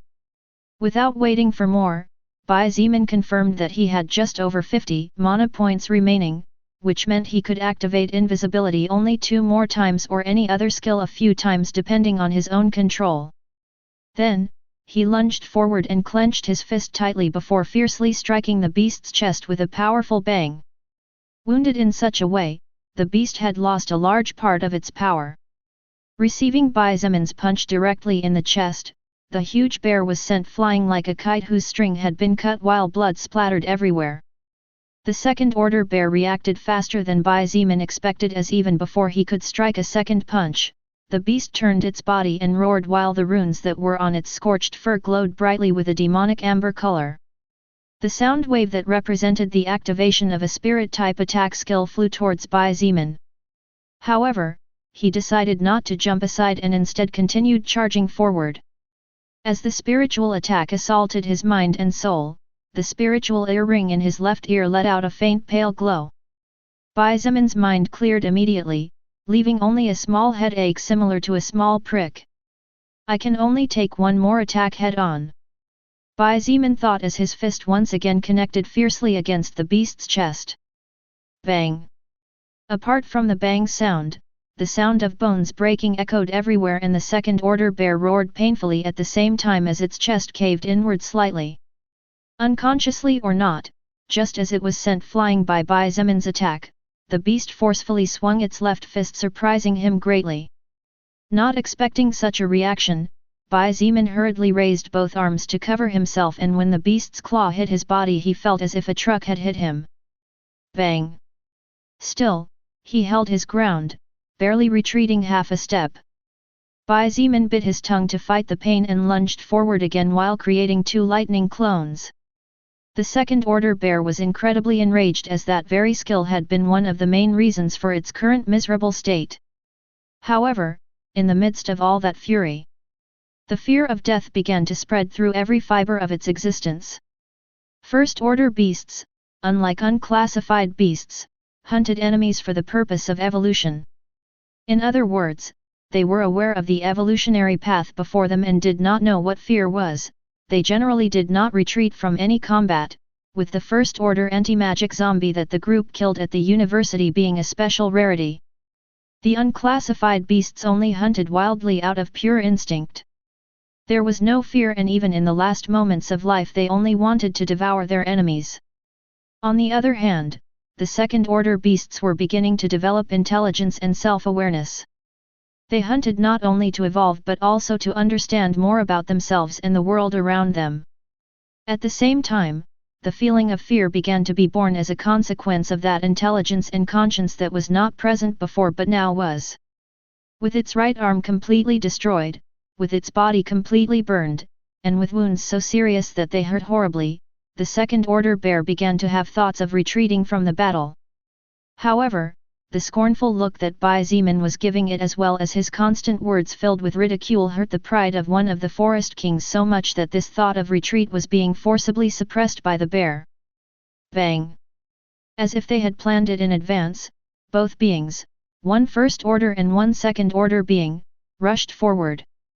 The ground beneath the feet of both exploded and concrete flew everywhere as they looked at each other with eyes filled with nothing but desire to fight, defeat their opponent, survive, absorb each other's soul power, and evolve into something higher. Bai Zeman was aware that if he managed to kill the enemy before him and absorb its soul power, he would become much stronger. However, the second-order bear was also aware of this fact. Although the human before it was one stage below it, his battle power was surprisingly frightening. With a roar in mid-motion, the spiritual earring once again glowed, fending off the attack.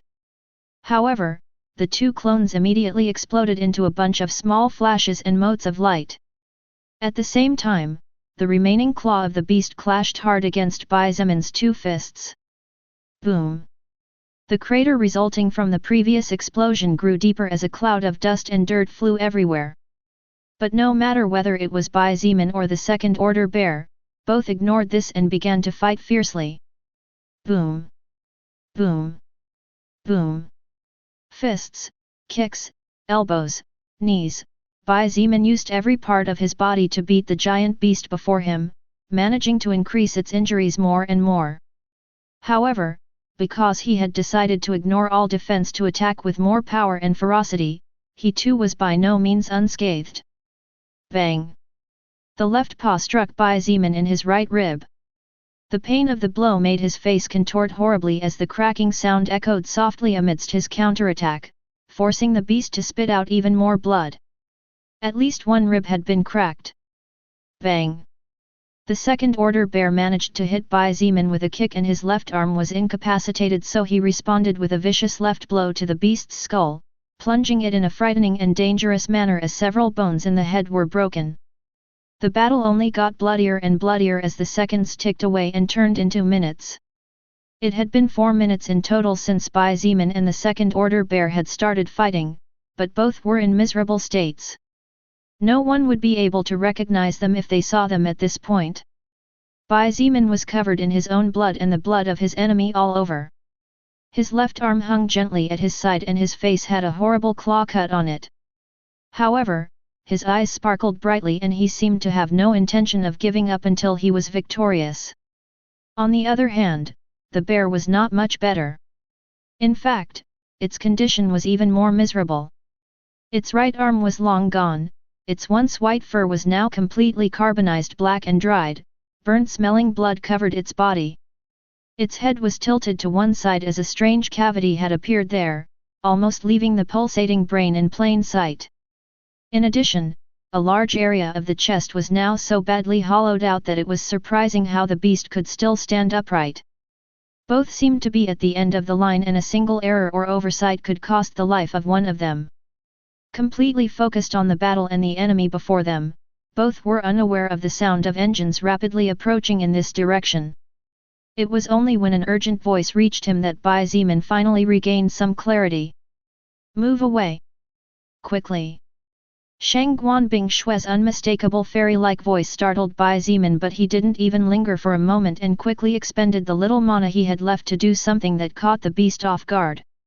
The blood of the beast itself suddenly hardened and like snakes with free will coiled around its body, stopping its movements momentarily. At the same time, Bai Zeman stomped the ground beneath his feet and with a mighty leap retreated several meters in less than a second. Out of the corner of his eye he caught sight of several modern war vehicles speeding out of the forest. 2 M3 type IFVs were approaching very fast in the middle of the dirt road. The 2 military vehicles looked like 2 metal beasts, crushing everything in their path. Regardless of whether it was large tree trunks or concrete parts, the M3 IFVs crushed everything in their path and continued their forward march steadily, demonstrating the great power of these machines to move in different types of environments and situations. Standing on a tree a little over 200 meters away, the beautiful and cold Shang Guanbing Shui observed the battlefield for a moment and her indifferent gaze could not help but shake slightly. The place was a mess to say the least, and although she had heard the explosion from before and had also seen the flames burn part of the opposing forest, she definitely did not expect to encounter such a hell. Blood stained the ground, a crater over 200 meters in diameter stretched with what used to be part of the main road. Part of both sections of the forest had disappeared, turning into nothing more than a pile of loose dirt and jumbled rocks.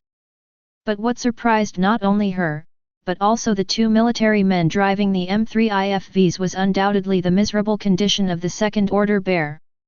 The second-order bear had slaughtered nearly 20 people and its overwhelming presence had caused 30 survivors to be unable to withstand the pressure, flee into the forest, and be slaughtered by other wild creatures. It did not matter if the weapon used was a pistol, light machine gun, heavy machine gun, or rifle. It did not matter if the ammunition used was normal or with high penetrating capability, the creature's defenses before them had reached the level where they could only despair. Even the explosion of about 20 grenades had only slightly wounded the beast. In fact, the wound had been so insignificant that it could almost be completely ignored. The only thing they had gotten in return had been the rage and unleashed power of the monster. However, now I don't know who the real monster is here. Shang Guanbing Shui didn't know how to feel about it as she looked at the miserable condition of the second-order bear. The beast was so badly injured that it looked like it was about to collapse at any moment. But when she looked at Bai Zeman, she realized that the battle that had broken out here had been even fiercer than she thought. This was the first time since the apocalypse had begun that she had seen Bai Zeman in such a miserable condition. Even when she had practically saved his life in his first encounter and battle to the death against the first-order blazing beetle, he was not in such an unfavorable condition as he was now, with the exception of the burns on his feet that almost prevented him from walking. Bai Zeman's entire body was a mess at this point. Not only did he have a broken arm hanging uncontrollably at his side, but he also had a large gash on the right side of his face which, had it been just a little deeper or a little lower, his head could have been severed from his body and cut to pieces. All of him looked as if he had come out of a battle against gods and demons. Shang Guanbing Shui scanned and analyzed the situation for 2 seconds before quickly shouting somewhat anxiously, "Move away! Quickly!" Bai Zimin seemed to notice her as he quickly jumped back. Furthermore, Shang Guanbing Shui was also sure that he had activated the skill that allowed him to control the blood as the beast was trapped by its own blood as if it were firm iron chains trapping a small puppy. But she was aware that this could only last 1 second at most, so she hurriedly ordered in a voice brimming with leadership, "Fire!" The 2 soldiers driving the M3 infantry fighting vehicle did not even hesitate, and as if they were receiving the order from an immediate superior, they started firing the 40mm cannons. Bang! Bang! Bang! Bang! A burst of fire fell on the area where the second-order bear was trapped just as the runes on its scorched body glowed brightly after a fierce roar. As the runes glowed, the mana surrounding and shaping the blood chains disappeared and the beast regained its freedom. However, that millisecond of time was enough to be engulfed in a burst of a dozen shots fired by the IFV's main cannons. Shang Guanbing Shui did not stand idly by either. Taking advantage of the small amount of mana recovered during the time she was not fighting, she raised one hand to the sky and with her other hand holding her wand pointed to the spot where the beast was being bombarded. Ice spears. A dozen ice spears with a length of almost 3 meters shot out at full speed. After hitting the area, the freezing frost energy transformed the crater into an ice rink. Roar. A roar of fury but mostly of fear and pain shook everyone's eardrums. The 2 infantrymen did not dare to stop for a moment and continued firing the main cannons manually while the heavy machine guns started firing automatically at the indicated spot. Bai Zimin narrowed his eyes and saw the second-order bear running off in the direction of the forest. At a glance, he managed to see huge bloody wounds all over the creature's body, and now part of its only remaining arm had been torn off.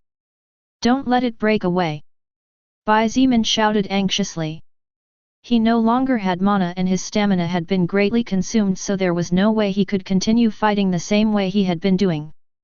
Unfortunately, there was no way the soldiers, who were just normal unevolved humans, could follow the movements of such a terrifying beast as the second-order bear. Even being injured in such a way and with its movement speed severely affected, the beast's agility was not something a normal existence could comprehend or follow. Swoosh! Shang Guanbing Shui gritted her teeth and activated one of her skills called Frozen Slide as she charged forward. The ground beneath her feet froze for every step she took, which increased her agility and thus her movement speed by several points. Thanks to the beast having been severely wounded by Bai Zimin in addition to having its stamina dangerously low and then receiving attacks from the 40mm cannons of the IFVs, Shang Guanbing Shui's movement speed was enough to move deep into the forest and in no time catch up to the beast. The second-order bear's eyes flashed viciously in fear as it saw a human blocking its path. It wanted to run away. In its current condition, instinct and its low intelligence told it that if it stayed there it would definitely be killed by the iron machines. Without even thinking about it, the beast continued to advance with somewhat staggering steps and slashed with its claw with the intention of crushing the obstacle. Shang Guanbing Shui turned pale. Even in such a miserable state, the beast was still so powerful that she did not dare to underestimate it in any way, so she directly spent her remaining 30 mana points to form a halberd before placing it in a defensive stance. Clang! The claw of the beast, which was practically out of stamina, didn't have as much power as before. Hitting the ice halberd, it could not destroy it immediately. Shang Guanbing Shui's beautiful and charming face was so pale that it was scary. Her sweet red lips had no trace of blood on them due to the loss of 100% of her mana. At the same time, the strength of the second-order bear caused her internal organs to shake and a small trickle of red blood slid out from the corner of her mouth. Crack! Crack! Cracks spread across the ice halberd, but she endured her condition and cried out, "Bai Zimin!" The sound of lightning was the answer she was waiting for.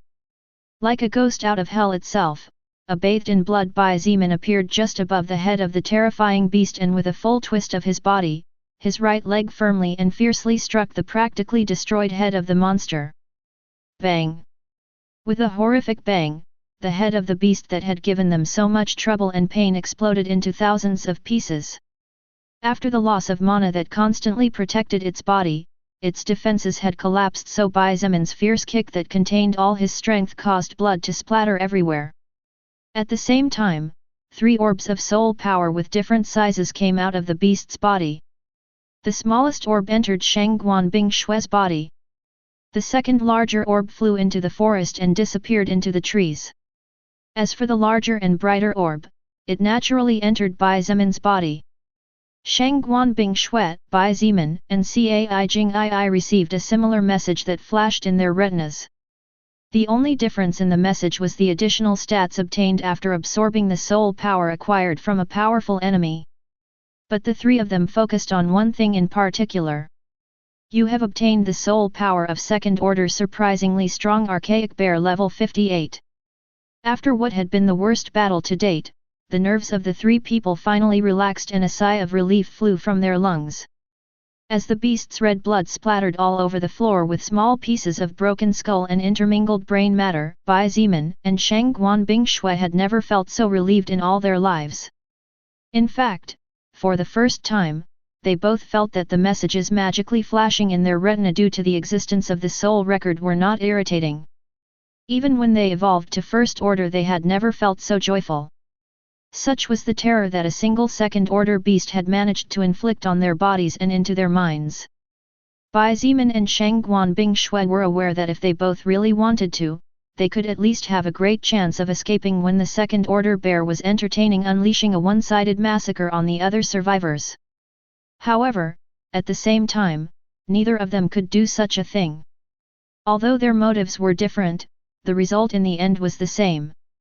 Shangguan Bingshui could not do such a thing not only because her 2 childhood friends were in the forest, but even though she was cold, she could not really just abandon to their fate people who had somehow or other entrusted their lives to her. Sometimes, the coldest people were those with the warmest feelings. Maybe this was a vivid example of that proverb. As for Bai Zemin, he had 2 simple reasons why he had not retreated regardless of Lilith's warning. 1. He did not wish to see all his effort crushed just like that. He had worked harder than anyone could imagine to get to where he was and gather people willing to work for him in the midst of all this hell. 2. If he fled, Bai Zemin felt indistinctly that he would lose something too important. As for what that was, he did not know. Besides, if he had to run away once, then he would definitely have to run away twice in the future. And if on one of those occasions he was not allowed to run away? What would he do then?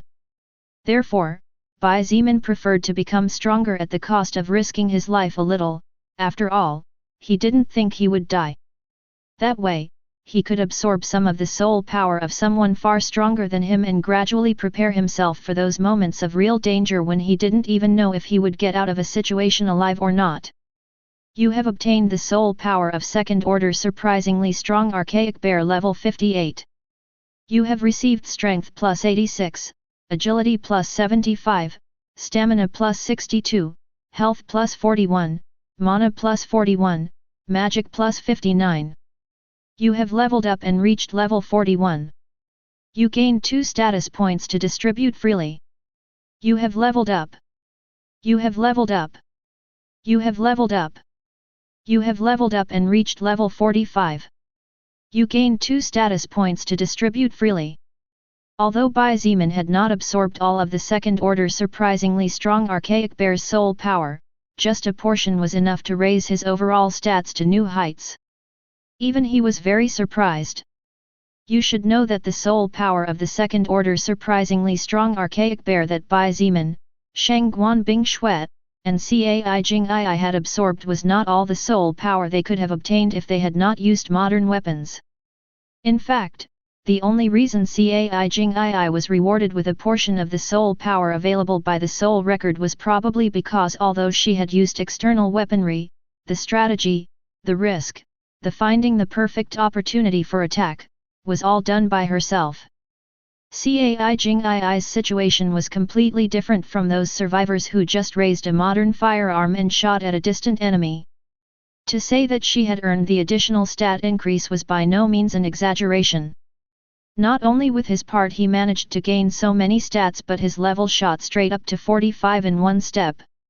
According to Lilith, many people couldn't even level up after spending months or years. After all, 95% of living beings hunted enemies of the same level or lower, slowly accumulating soul power until the soul record pushed them to the next level.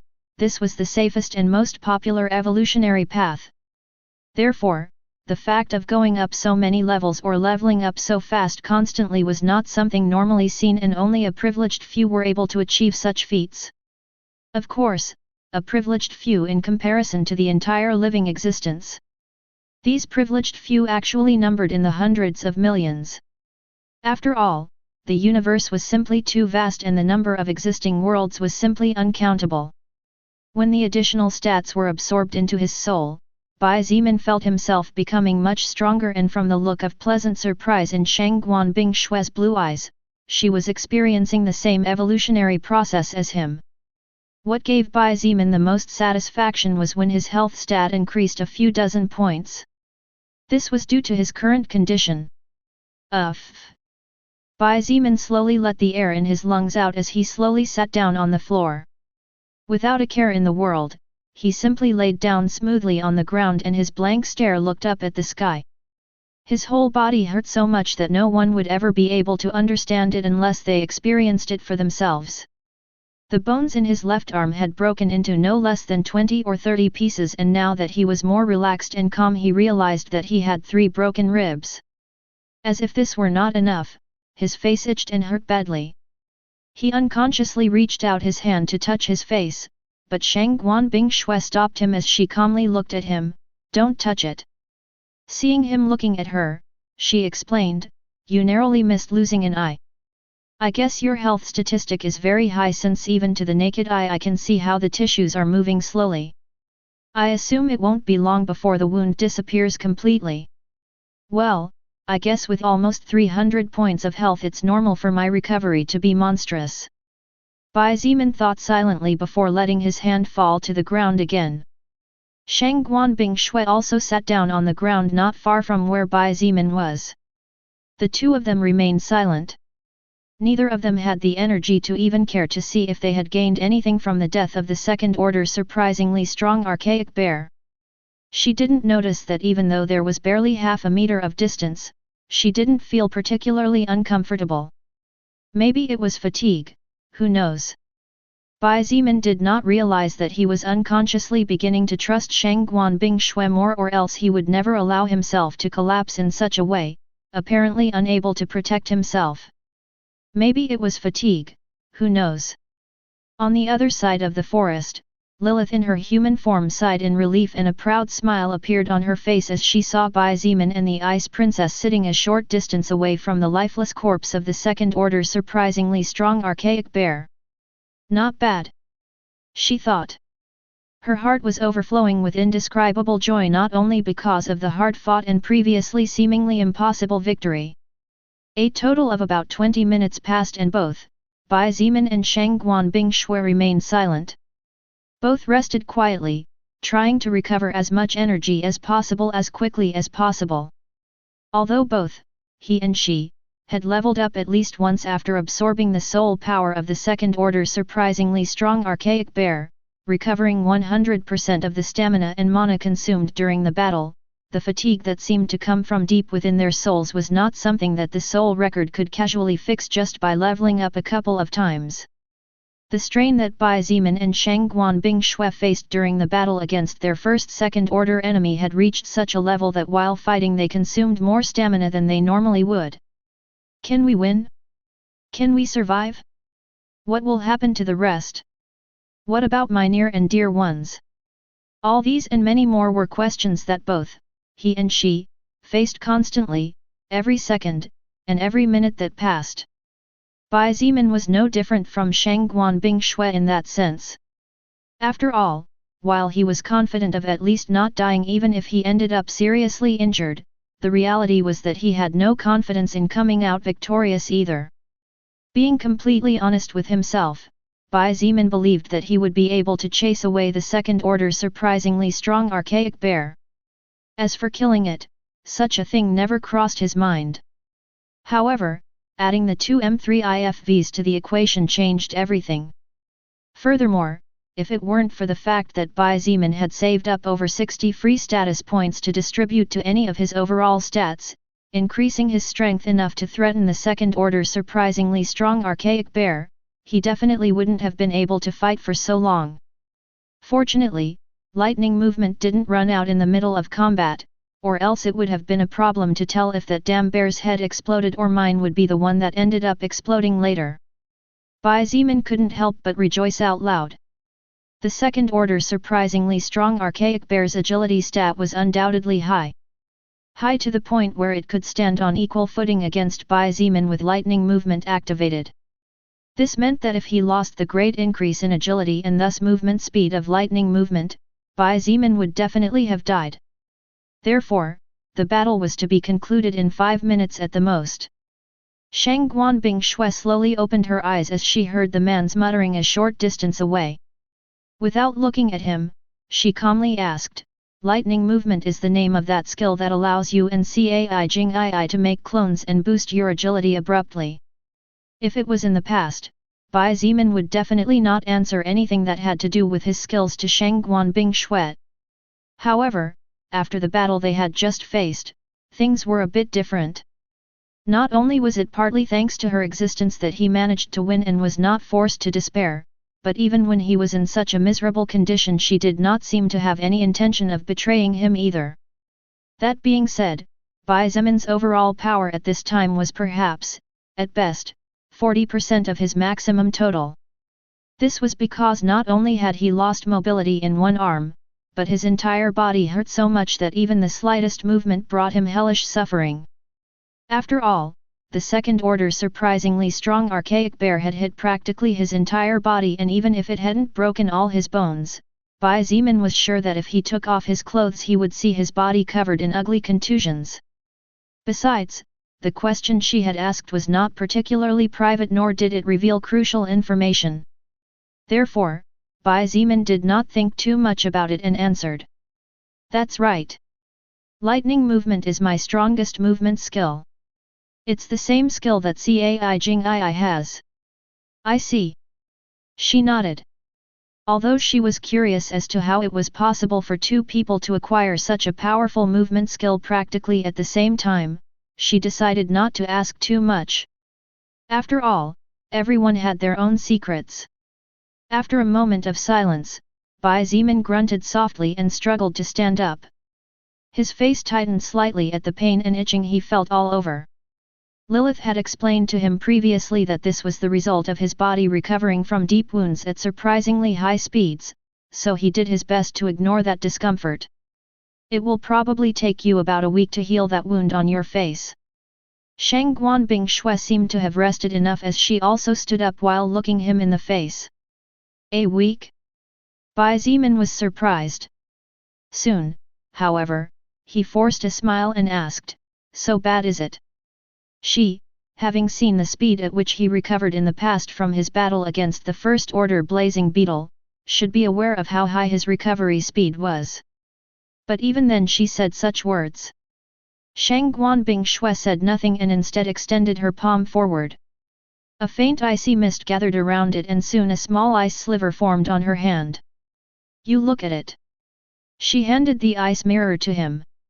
"That skill is really convenient." Bai Zimin wanted to chuckle but didn't dare for fear of making his wound worse.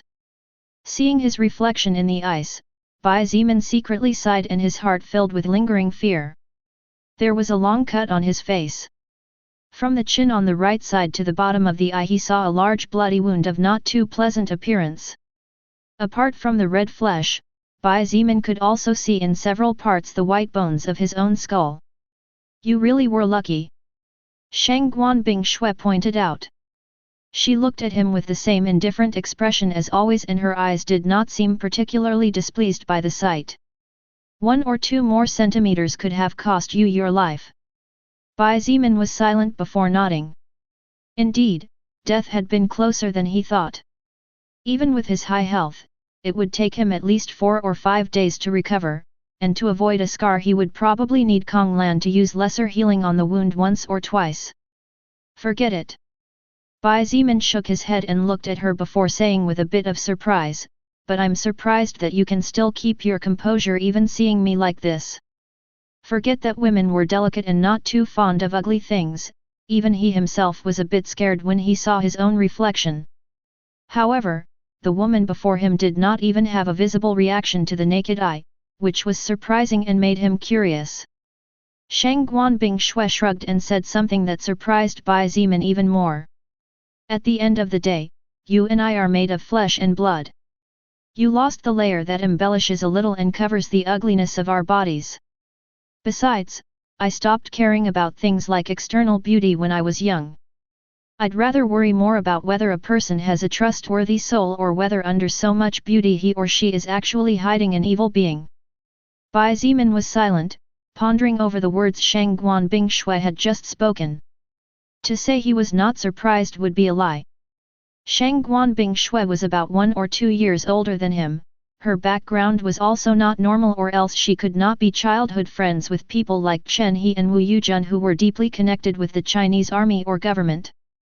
However, the words she had just said seemed to come from deep in her heart and not just nice words that were spoken to act mature. So what kind of life did a 22 or 23 years old girl have to live to say words that were usually spoken by middle-aged or even elderly people? Bai Zimin did not know nor did he think it was polite to ask about other people's personal lives. Although the confidence between the two was gradually growing, it was just a step and he did not believe that such a thing was something of direct interest to him anyway. Therefore, after staying silent for a couple of seconds, he simply nodded, I see. Won't you see what's over there? Shang Guanbing Shui pointed at the limp, lifeless body of the second order surprisingly strong archaic bear. Bai Zimin, not feeling like lingering too long on the previous conversation, looked at the corpse of the second order beast with shining eyes. His heart began to beat uncontrollably at the thought of the war spoils he might have obtained this time. Even if the second order surprisingly strong archaic bear was slightly injured by the grenades and in the end was wounded quite a bit by the main cannons of the two M3 IFVs, there should at least be something good, right? Bai Zimin thought silently. No matter how you put it, a second order beast was a second order beast. Moreover, one that had been miserably beaten and killed by an existence several levels lower and a completely lower order. Walking towards the body of the dead beast with slow steps due to the pain he felt in every part of his body, Bai Zimin soon noticed something that made him audibly swallow saliva. This is... He mumbled dumbfoundedly in surprise to Shang Guanbing Shui. She walked forward and stopped beside him. Her pretty sky-colored eyes sparkled with a hint of surprise and she whispered to herself, green. A faint green glow shone and flashed faintly right next to the body of the second order surprisingly strong archaic bear.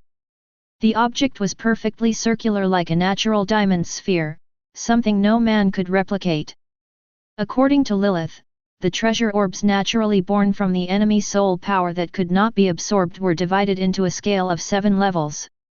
As for the orb before Bai Zimin's eyes, it was actually a green orb. Ranked 4th among the 7 from the bottom up, the green-colored treasure orb represented an epic-grade treasure. To say that Bai Zimin was incredibly excited and joyful would be an understatement of how he was feeling at this very moment. However, a doubt soon popped into his mind. Why? While it was amazing what he had just accomplished, defeating a being countless times more powerful than him, Bai Zimin did not believe that a treasure of such a grade should have appeared here. Don't overthink it. Lilith's enchanting voice rang in his head, clearing his doubts like a warm spring breeze clearing the autumn dew. The treasures of the soul record are generated according to the difference in actual enemy power, that is, the greater the enemy's soul power compared to yours, the greater the chances of obtaining a high-ranked treasure. A second-order existence is, as you may have already noticed, an existence that even you cannot face yet. But even then you killed one. Probably the soul record wanted to reward you for your achievement? Who knows? Bai Zimin finally understood everything. Simply put, the appearance of treasures coming from the soul record did not depend on whether an enemy was of high order or not, it depended on the difference in power. This meant that even a fourth order being would not necessarily give even a normal grade red orb if they were killed by an enemy of their own order, and would definitely give nothing if they were killed by a higher order one. Indeed, the second order surprisingly strong archaic bear should not have died here.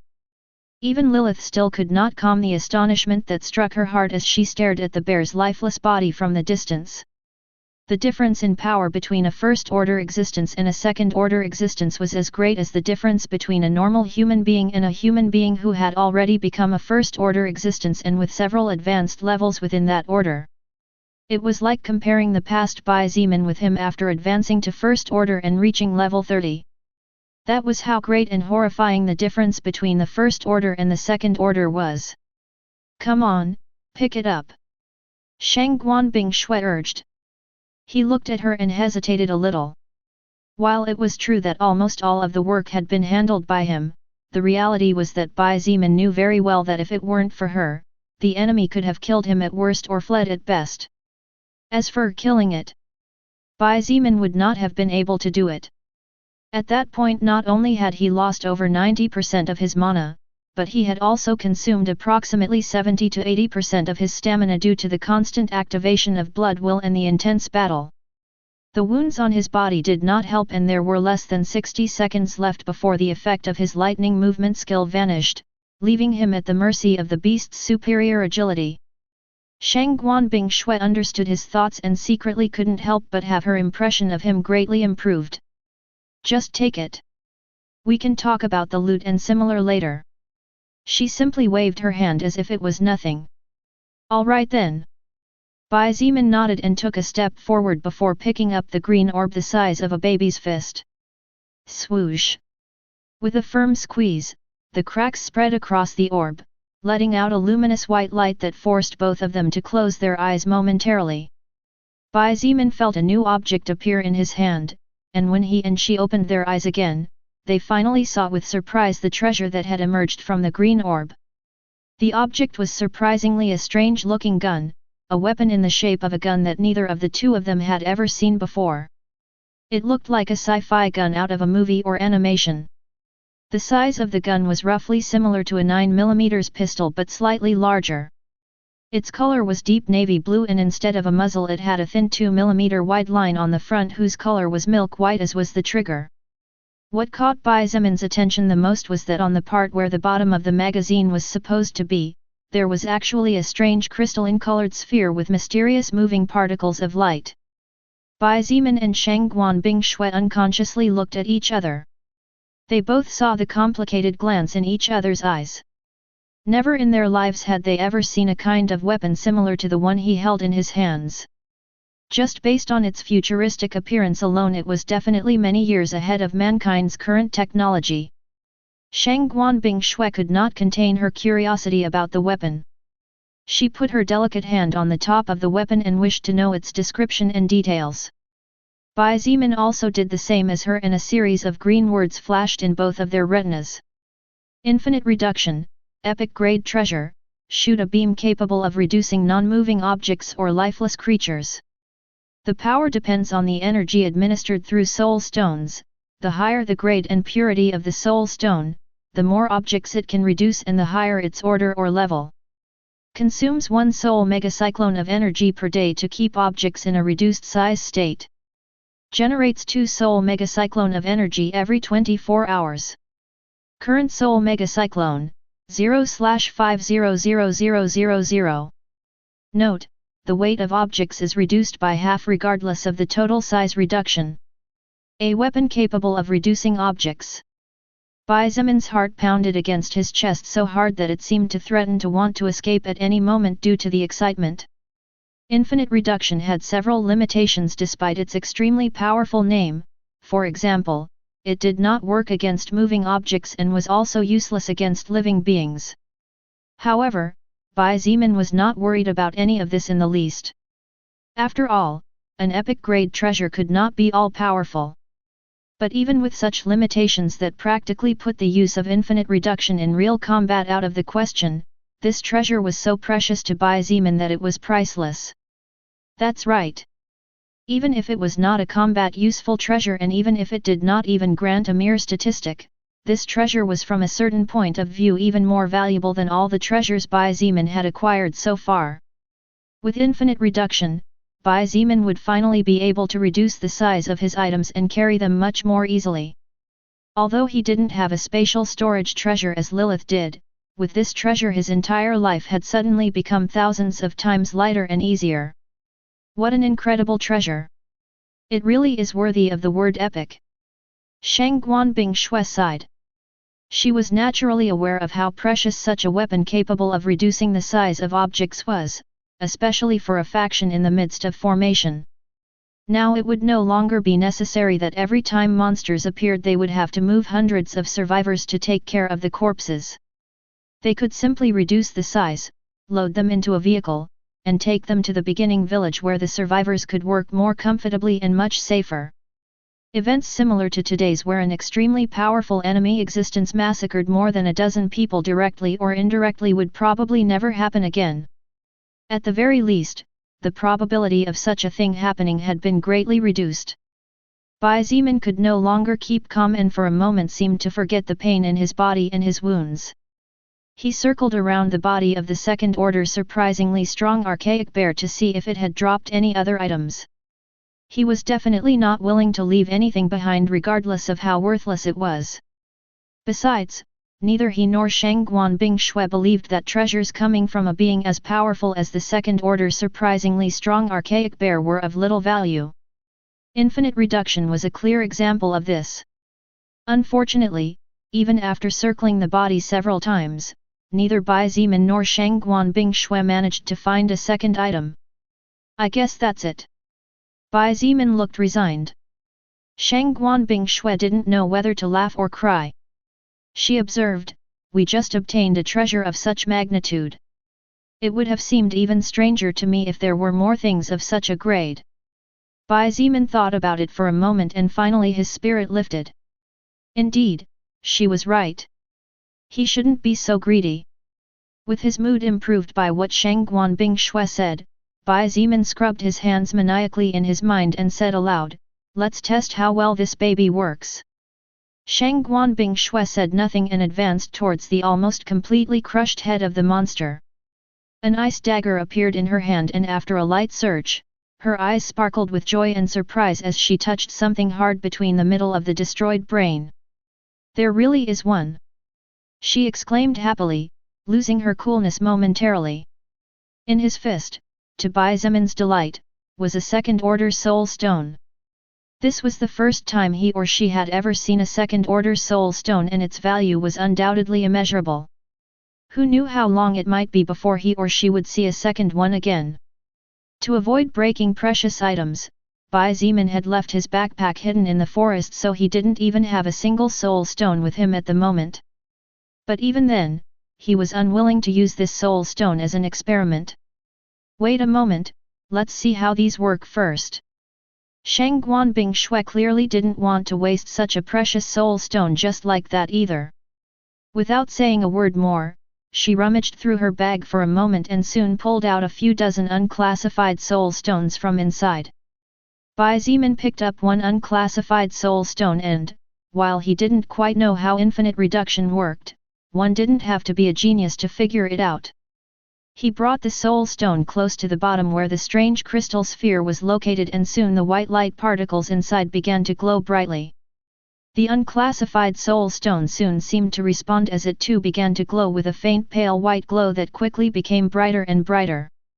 After 2 or 3 seconds, the soul stone in Bai Zeman's hand had disappeared as if it had vanished into thin air. Infinite reduction, epic grade treasure, current soul megacyclone. 10/500000. 10 Soul Megacyclone, hey! Bai Zeman muttered under his breath. He didn't know how the Soul Megacyclone thing worked. He also didn't know how much energy a soul stone could give depending on the level or order the monster or creature it belonged to before it was killed. As for this, both Bai Zeman and Shang Guanbing Shui were helpless and could only continue to test. Bai Zimin consumed a total of 40 unclassified soul stones to do some testing. Although he could not get much information out of it, what he obtained was enough to make him happy. The unclassified soul stones that he and Shangguan Bingshui were using were naturally the soul stones that belonged to the wolf spiders that were slaughtered inside the forest. Those wolf spiders were not the exact same level even though they were the same type of monster, which was completely normal. With levels hovering around level 5 and level 10, the soul stones could be of higher quality or lower quality. However, to the surprise and relief of both of them, it didn't matter which soul stone they used. All 40 soul stones gave exactly 10 soul megacyclone each. Infinite reduction now has a total of 500 soul megacyclone. Shangguan Bingshui pointed as she looked at her bag. I don't have any more soul stones left here. I think we should check how much energy it takes to reduce the second order bear's body to manageable levels for us. Bai Zimin nodded in agreement. If 500 soul megacyclone wasn't enough to reduce the beast's size to something manageable, then this treasure was trash. No matter how valuable the infinite reduction skill was, if the consumption was too high then there was no point in using it. After all, soul stones were extremely precious and valuable. Bai Zimin was not willing to waste too many since in the future these items would be the main source of energy in the world. The more he obtained in the early stages, the better it would be for him and his faction's development in the future when things became more grim. Bai Zimin pointed the gun at the second order bear, but before he had a chance to press the trigger a tiny glass window appeared at the back of the gun. Because it had previously been turned off, Bai Zimin had thought it was just some sort of decoration, but now he realized how naive his thinking had been. How could such a technologically advanced and magically operated weapon have unnecessary parts? Target, second order surprisingly strong archaic bear, size reduction to 10 cm, 50 soul megacyclone. Seeing the message on the small crystal screen, Bai Zimin let out a small sigh of relief. Fortunately the consumption had not reached a scary level. If all the unclassified soul stones regardless of the level of the killed beast gave a total of 10 soul megacyclone each, then this meant that to reduce the size of a second order beast, a total of 5 unclassified soul stones would be needed. A lot of testing still needed to be done, but temporarily that was all Shangguan Bingshui and Bai Zimin could do about it. After confirming the power consumption required to reduce the 4-meter-tall second-order surprisingly strong archaic bear to 10 centimeters, Bai Zimin decided to test the power of the treasure he had acquired. Swoosh! As he pulled the trigger of infinite reduction lightly while aiming at the lifeless beast, a violet-colored beam shot out from the tip of the weapon. Rather than a beam, Bai Zimin thought it looked more like a kind of scanner like the eye scanners seen in movies where the retina was analyzed by a softly moving light. After the violet beam of light seemed to scan the entire body of the second-order surprisingly strong archaic bear, it simply disappeared. At the same time as the beam of light slowly faded away, the creature's body began to become smaller and smaller. 3 meters. 2 meters. 1 meter. Under Shangguan Bingshui's bright eyes and Bai Zimin's excited glance, the giant body began to get smaller and smaller at surprisingly high speeds. In just 5 seconds, the body the size of a large house had now become a small toy 10 centimeters tall. What is this? Bai Zimin soon noticed something strange. Right where one of the beast's legs had been, an object lay on the ground. It was probably being blocked by the second-order bear's body. Shangguan Bingshui analyzed and stepped forward to pick up the object. The object appeared to be something similar to a sheepskin. But the most surprising thing was that there were several runes engraved on all over the sheepskin. In Shangguan Bingshui's retina flashed the description and details of the object. Magic gunpowder formula, black fire sulfur, blood with poisonous properties, carbon, soul stone. Shangguan Bingshui had a confused look on her face. She said nothing and simply passed the sheepskin to Bai Zimin for him to see with his own eyes. After reading the contents of the small sheepskin scroll, Bai Zimin did not know what to say about it. Gunpowder was a well-known substance long before the soul record appeared on Earth. But this was the first time he or she had come across a formula for creating magic powder. The gunpowder was extremely frightening. Its destructive power was absolutely unquestionable. So, the so-called magic powder should definitely be countless times more powerful and special, even more so considering its ingredients. Black fire sulfur? Neither Bai Zimin nor Shangguan Bingshui knew where on earth they could obtain such a thing. Sulfur? Sure. But, black fire sulfur? Such a thing definitely did not exist on Earth before the arrival of the soul record on this planet. As for the rest of the ingredients, they were much simpler ingredients. Blood with poisonous properties was quite easy to acquire. In fact, Bai Zimin had killed several mutated and evolved snakes before leaving the university grounds back then. He just needed to keep the blood as it was without purifying it, and he could easily obtain several liters. Carbon could be found in many factories, there was no need to worry too much about it. He just had to find the right city and clean the monsters inside. As long as they were not unlucky, the group would not encounter monsters that were too powerful. As for soul stones, these could only be obtained by killing enemies. There was no other way. Let's just keep this for now. Bai Zimin shook his head and put the sheepskin scroll away carefully. It will probably be extremely useful to us in the future. Shangguan Bingshui nodded silently and did not comment on the matter. Today it had been proven that mankind's weapons would gradually become ineffective against the evolved monsters. It took a concentrated bombardment of 2 M3 IFVs, more than 20 shots, to force an already severely wounded second-order beast to retreat. You should know that such weapons had enough power to crush entire iron fortresses. Although Shangguan Bingshui did not believe that there were many beings with the terrifying power that the bear had used, it had only been a little over 20 days since the eruption of the apocalypse.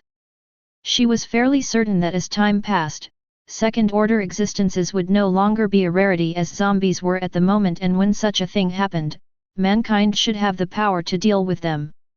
If humans failed to evolve not only their individual power, but also their weaponry and technology, then the entire human race would probably disappear from existence in the not necessarily distant future. Although the second-order surprisingly strong archaic bear's size had been reduced to just 10 centimeters from its original 4 meters thanks to the power of infinite reduction, its weight had actually only been reduced by half. With Bai Zimin injured and his left arm out, he could barely use 30 to 40% of his total strength, and if he pushed himself too hard he could open up the wounds that had already begun to heal thanks to his high health stat. Therefore, with great care, he and Shangguan Bingshui moved the beast's body onto an ice cart that she laboriously crafted. Although Shangguan Bingshui's ice maker skill allowed her to make practically anything, in reality it was more focused on simple things. Therefore, to make an ice cart she consumed practically 90% of her total mana in a very short time. By the time he and she emerged from the opposite forest, the 2 soldiers driving the 2 M3 IFVs were waiting for them outside with anxious hearts. It had been almost an hour since the 2 had entered the forest on the other side of the main road without coming out. The soldiers did not dare to go into those unexplored lands by any means. Even with 2 machines as powerful as the M3 IFVs they did not feel safe. When they saw them leave, they both relaxed, and soon the group of 4 moved back to the central part of the forest opposite the forest where the bear had been killed. Cai Jing Ai and Zhongde practically dashed toward Bai Zimin when they saw him. The duo was shocked to see his horrible condition. This was the second time they had seen Bai Zimin receive such gruesome injuries. Another proof of how horrendously strong was the enemy which they had managed to survive thanks to him. While his 2 trusted subordinates supported him, Shangguan Bingshui was immediately assaulted by Chen He and Wu Yujun, who began asking questions and checking her condition. "I'm fine, don't worry about me. The only injured person is Bai Zimin, he was the one who fought hand-to-hand against the second-order bear." Shangguan Bingshui shook her head and looked at the man who was now resting with Lily beside him, who to her surprise, was completely unconcerned about the terrifying bloody wound on his face. This made her impression of Lily unconsciously improve. Shang Guanbing Shui could be indifferent and unconcerned about Bai Zemin's current appearance, but this was because she had a special passive skill due to past events that marked her current personality.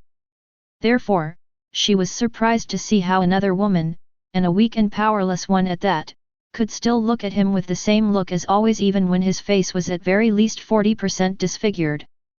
Because of what had happened, Bai Zemin gave the order to rest. The sun had already begun to set on the distant horizon, and staying in the forest without any protection during the night was no different from suicide for normal survivors. The survivors were still persistently frightened because of what had happened about an hour ago. None of them felt safe, and their fear-filled eyes scanned the surroundings cautiously, as no one knew when a second terrifying bear like the previous one might jump out of the shadows. Most of them had never seen the real power of Bai Zemin, and very few had seen him eliminate first-order beasts or other powerful creatures. However, there were a few who had seen him at his peak, and seeing his current injuries only made the despair in their hearts grow even greater. This was probably going to continue this way since they had not yet seen the body of the second-order bear. But when they could see the even more miserable condition in which the beast's corpse ended up, they would probably feel some relief and comfort. In the heart of the forest, military base. Those in charge of the kitchen began to prepare dinner immediately. Although the previous commander of this base took many kitchen utensils with him for obvious reasons, there were still many that were left behind. Therefore, Bai Zemin had ordered the messenger who returned to the beginning village to tell Cai Jing Ai and Zhongda that there was no need to bring pots and pans or anything like that. When dinner was served, the hard-working survivors began to devour with fervor. None of them knew if they could survive another day considering where they were. At least they wanted to die with their stomachs feeling satisfied and not roaring with hunger. While these people's dinner was simply rice and meat with a steamed bun, without too much luxury and without too much variety, none of the survivors had the slightest complaint in their minds. They all ate with joy shining in their eyes, because these people were aware of how cruel and painful it was to experience hunger. That feeling of helplessness that devours the bones little by little, the awareness that there was nothing they could do about it, the feeling of the strength of their bodies leaving them little by little, all this was something that could not be understood by those who never suffered or experienced great hardships in their lives. Moreover, although the dinner was simple, the meat they were eating was actually mutated beast meat. The mutated beast meat was filled with nutrients capable of improving the human body, it gave a few permanent stats to those who were weaker, and its blood was able to quickly replenish the energy they had lost after a day of hard work and filled with heavy and dark emotions. At one of the tables in the military dining room, the main leaders of the group as well as the armed soldiers were having their own dinner. First-order snake soup, small pies stuffed with first-order wild boar meat, noodles with different kinds of sauces, and so on. It was certainly a much more varied dinner than that of the normal survivors. However, everyone was aware of the rules of the group, those who fought had the highest priority. The armed men were devouring their bowls voraciously. Even they could not enjoy this kind of treatment very often. Only the leaders could eat this kind of thing whenever they felt like it. Bai Zemin had already showered and currently had his left arm resting on a bandage that went around his neck. Although it wasn't much, it was better than having his arm hanging carelessly. Even with his current health he would need 2 or 3 more days to recover from such injuries unless he received magical medical treatment. The wound on his face had not bled for a long time. Tissues moved slowly and steadily, repairing those that were damaged while cells worked overtime to shape new tissues to replace those that had been completely destroyed. Are you okay? Chen He asked as he looked at him with complicated eyes. He had noticed a strange closeness between Bai Zemin and Shang Guanbing Shui after they returned from the forest victorious. It was not a romantic closeness by any means, but Chen He noticed a kind of harmony and calmness between the two. Something like this was hard to expect since considering the similar personalities that Shang Guanbing Shui and Bai Zemin had, the most normal thing would be to expect a big disagreement between the two. This puzzled and worried Chen He a little. However, he was also genuinely worried about Bai Zemin's health. After all, Bai Zemin was a battle colleague with whom he had been through a lot over the past few weeks, and while he secretly saw him as a kind of rival, he felt no hatred of any kind towards him. "I'm fine." Bai Zimin nodded as he took a piece of roast meat with his chopsticks and savored it slowly to prevent the wound on his face from worsening again. "When we return to the village tomorrow I will have Kong Lan use her skill on me. I assume that in 3 days, maximum 4, I'll be back to my best condition. It's really a pity that Kong Lan didn't come. Otherwise she could start treating you now." Wu Yujun lamented as she imagined the pain Bai Zimin must have been enduring silently. She didn't think such wounds didn't hurt at all. "That's why we should finish everything here and return tomorrow at dawn." Shang Guanbing Shui calmly interjected. Chen He hesitated for a moment before asking, "Doesn't it hurt?" He simply could not understand how Bai Zimin was not even blinking. Just imagining the pain of suffering such injuries made Chen He shudder slightly. Bai Zimin was about to take another piece of first-order beast meat into his mouth, but upon hearing Chen He's question his movements automatically stopped. He looked at the talented young marksman as if he was looking at an idiot. "What do you think?" he asked rhetorically and then rolled his eyes. "Stop being a sissy and eat. Isn't it just some pain? No need to make a big deal out of it." How could he not feel pain? It was just that Bai Zimin had been injured on more than one occasion during his constant fights, and sometimes they were tremendously painful injuries. It had gotten to the point where even the pain was no longer as horrendous as it was in the past. Chen He shook his head and did not ask any more questions. He simply could not understand because he had only received superficial injuries so far, and the worst wound he had suffered had been a gunshot on the arm when he had confronted the armed men of the village that now belonged to them. The group dined calmly, some of them worried about the future, others worried about the present, others missing the past. But they all knew that the only choice they had was to keep moving forward without rest. The appearance of the second-order bear had been a harsh wake-up call for all of them. It was a warning that told them to not forget something important. The era of peace and tranquility where the laws of society protected them had long since ended. In the middle of the main road on the way to the north of Yanqing district, a convoy of about 30 vehicles was moving at a steady speed. This convoy was quite unique in that there were not only jeeps, buses, vans, tractors, trucks, and some other normal vehicles. At the front of the motorcade was a giant metal machine that looked like a monster roaring viciously every time the engine sounded. At the back of the motorcade was a beast exactly like the first one. These two were the M3s that were previously in the military camp. The two metal beasts pointed their two thick cannons in different directions while the armed men inside were concerned with controlling the machine guns in the best possible way under the guidance of the experienced operators. Although they still needed practice, temporarily it was the best they could do until they received proper training. Even if in the future mankind changed its weapons, not everything would necessarily have to be changed.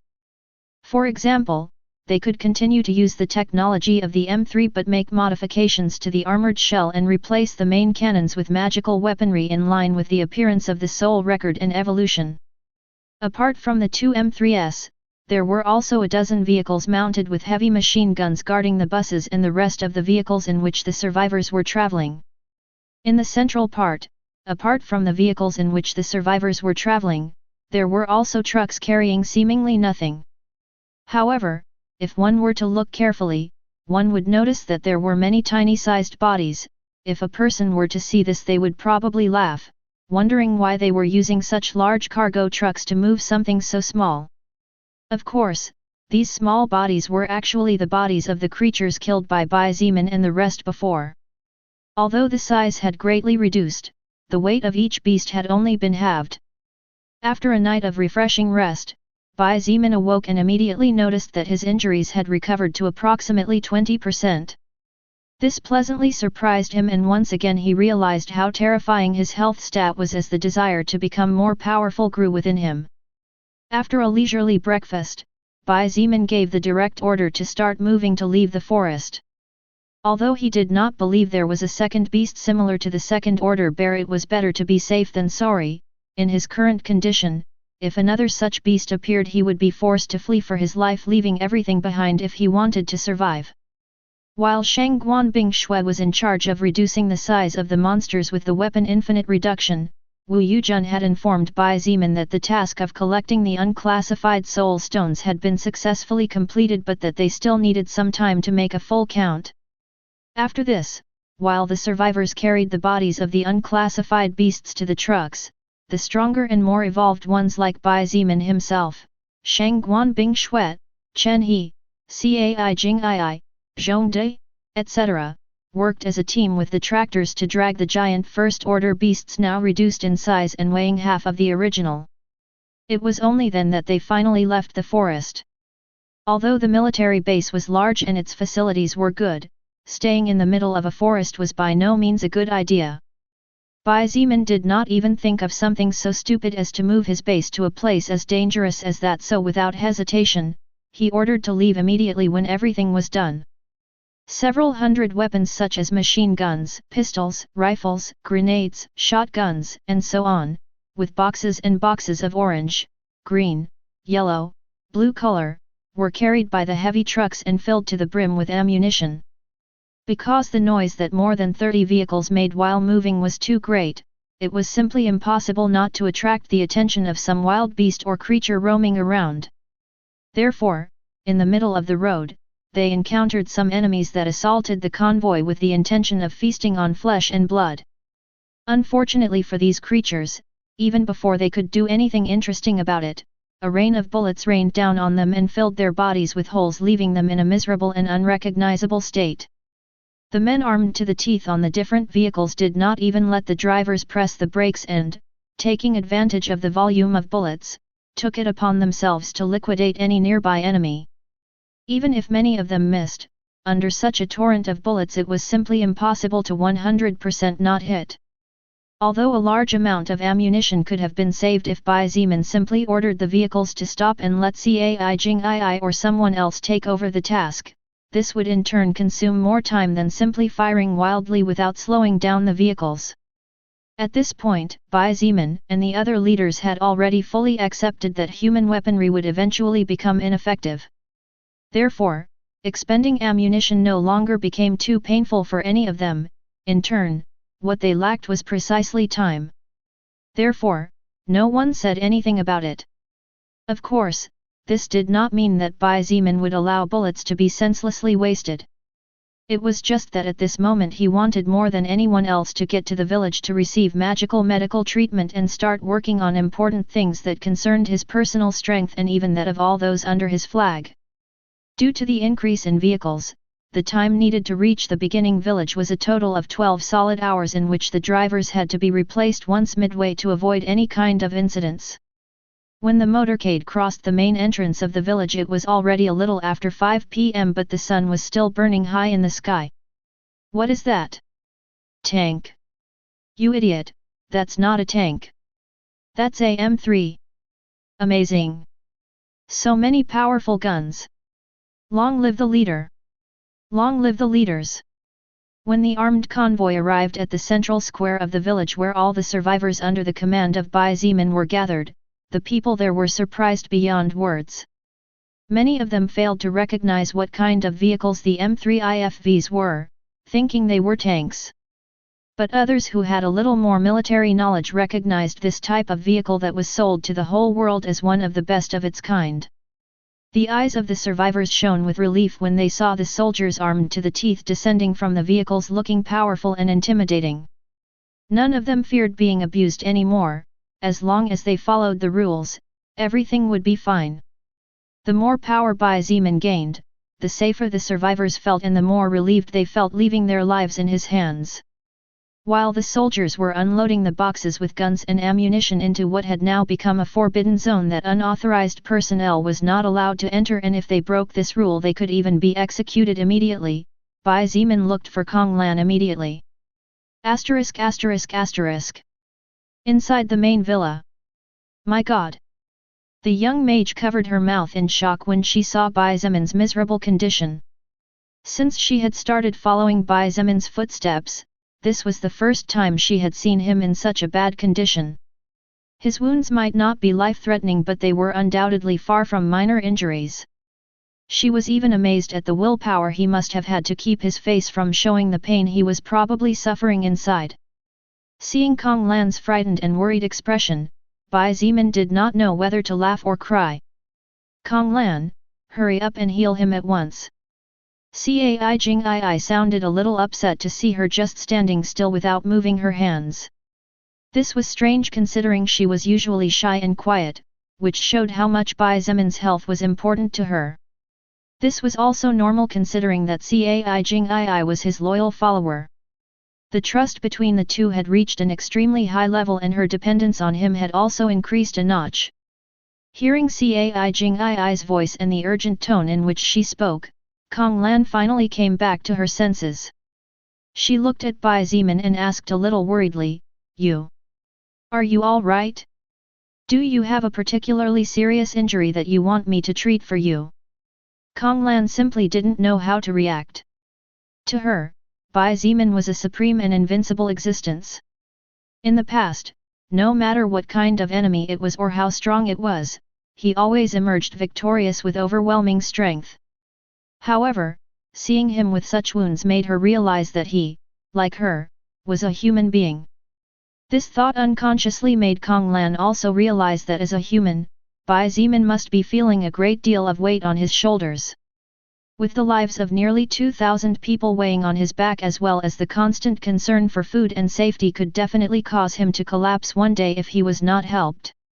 Unaware of the thoughts of the woman in front of him, Bai Zimin shook his head and sat down on the couch as he slowly said, Just heal my left arm. Use your lesser healing skill both times on my arm. On your arm. Kong Lan repeated while looking at the wound on his face. She wanted to say something but soon understood the thoughts of the man in front of her and couldn't help but bite her lips as a complicated glint flashed in her dark eyes. The reason why Bai Zimin chose his arm over any other part of his body, even ignoring the pain he felt due to his broken ribs, was most likely because he wanted to be able to use as much of his strength as quickly as possible again. If a powerful enemy appeared, even if he had 2 or 3 broken ribs, Bai Zimin could face them as long as he had his 2 arms and 2 legs in perfect condition. However, with his left arm out of action, his total strength was naturally much less than normal. At this realization, Kong Lan exchanged glances with Cai Jing before starting to move the mana in her body by pushing it with all her magic. Her hands glowed with a faint white radiance as she carefully activated her first-order lesser healing skill. Kong Lan's lesser healing skill was originally a first-order active skill level 1. But little by little, she was fulfilling the requirements to evolve this skill and together with the acquisition of some soul stones, the level of her skill had been raised from 1 to 4 in a short time. Now, first-order lesser healing level 4 was 15% more effective than in the past. This coupled with Bai Zimin's high health stat as well as the passive bonus of his superhuman health skill, which increased the healing he received by 20%, the results were astonishing. After the first activation, when the first orb of white light went into his left arm, Bai Zimin felt all the broken bones seem to twist at speeds that were simply too dazzling. He felt as if a drill was constantly piercing his skin and the pain alone was enough to make 90% of the people howl like ghosts. 10 minutes later, when the effect of the first magic healing orb ended, Kong Lan once again cast lesser healing on the same spot as before. Crack, crack, crack. The cracking sound spread through the silent room, causing Cai Jing and Kong Lan's hair to stand on end. The only person who maintained a composed expression, other than Bai Zimin himself, was Lilith in her human form. Lilith observed everything, every detail in Bai Zimin's expression and noticed that occasionally his resolute eyes hesitated. That was when she realized that he was in a lot of pain but by pure willpower he was barely enduring it. But how could he not be in pain? Almost a month ago, he was just a normal human being. It was just that Lilith had unconsciously not treated Bai Zimin as a human equal to the rest. At times, she even forgot that he was just a lower existence of the first order. 10 minutes after the second magic orb began to work inside his body, the white glow that illuminated Bai Zimin's left arm slowly dimmed until it disappeared completely. Feeling the arm still somewhat stiff, Bai Zimin stood up and, to the surprise of his 2 loyal followers, he began to move his left arm back and forth casually. He even punched the void in front of him several times naturally. You! Leader, your arm healed completely. Kong Lan exclaimed in shock as she looked at him in disbelief. She had previously touched Bai Zemin's left arm, naturally she felt how his bones had broken into several pieces each. She estimated that it would take at least 3 or 4 more sessions to heal it in its entirety. Little did she expect that after a single shot, with the 2 activations of her lesser healing skill, all of his bones came back together again. Seeing how he moved like this, it seemed as if his previous fractures were nothing more than illusions. Cai Jing's eyes lit up brightly as she looked at him with adoration. Recovering from more than 20 fractures in such a short time. Who else besides him could do something like that? Cai Jing'ai was sure that even the second most powerful person in the entire group, Shang Guanbing Shuet, was not capable of such a thing. The only one who did not seem surprised was Lilith. She knew Bai Zemin's current stats as well as all of his skills after all. Bai Zemin chuckled and revealed with a hint of pride in his voice, "My health stat is close to 300 points, so my recovery rate is almost 30 times faster than a particularly healthy person before the arrival of the soul record on Earth. I also have a passive skill that boosts all the healing I receive by 20%. Kong Lan and Cai Jing'ai gasped as they heard that their health had almost reached 300 points. Kong Lan's health stat was barely 57 points, and although Cai Jing'ai was a little better at 87 points, she still couldn't compare to him. It was only then that the two realized that they were simply too far behind him, and that if they wanted to be of any use to him and not hinder him in the future, they would have to work much harder. Both women looked at each other and saw the same glint of resolve in each other's eyes. This was the first time Bai Zemin told another living being about his stats other than Lilith, and the only reason he did this was because he knew that the two women in front of him would not reveal anything to anyone. After all, for better or worse, they were under the passive effect of the skill attached to his lower leader subclass. I suppose with another 3 more sessions you'll be able to return to your max condition. Lily stood up and approached him with a happy smile. I think so. Bai Zemin nodded as he looked at her with shining eyes. Kong Lan, Cai Jing'ai. Listen carefully. He looked at them with a serious expression and revealed his plans for the next few days. Hearing what he said, both women's eyes shone with intense fervor. It was past 6 o'clock in the afternoon, and little by little the sun was beginning to lose its power. Although it still shone high in the sky, the temperatures were beginning to drop at speeds that would be noticeable to anyone, and that bright golden yellow that characterized it so much was slowly becoming faint until it took on a slight orange tinge. The beginning village consisted of a secure perimeter of at least 10 kilometers around, with the village itself as the center. In this perimeter, the probability of a survivor encountering any kind of mutated creature or zombie was especially low, since Fu Suifeng and the rest had worked hard to wipe out any kind of latent danger. Still, it was simply impossible to prevent the occasional wild animal or zombie from sneaking in. After all, to prevent such a thing from happening would require a large armed manpower guarding the perimeter day and night. Such a thing was simply impossible at present. To avoid unnecessary deaths, the survivors, who now numbered almost 2,000 in total, only lived in the houses near the middle perimeter. Although they were still on the outside, since they were only normal citizens. The normal citizens, those who did not want to do any kind of risky work or use their strength to earn their meals, were the minority inside the village. The majority were noble citizens willing to work, so they occupied the middle perimeter. Under such a protective regime, unless someone ignored the established rules and wandered too far, casualties were practically zero. To further secure the surroundings, Chen He, Shang Guanbing Shuet, and Kong Lan took over 100 noble citizens with construction experience or strong bodies to do heavy work before heading to the outer perimeter of the settlement. Under the care of 3 powerful fighters and more than 70 armed soldiers, some survivors began to dig 2 or 3 meter deep holes, while others carried large tree trunks or sturdy wooden planks. Little by little, a rustic but firm wooden wall with a height of 6 to 7 meters was erected. ******. Meanwhile, Bai Zeman was currently inside a building at the back of his villa.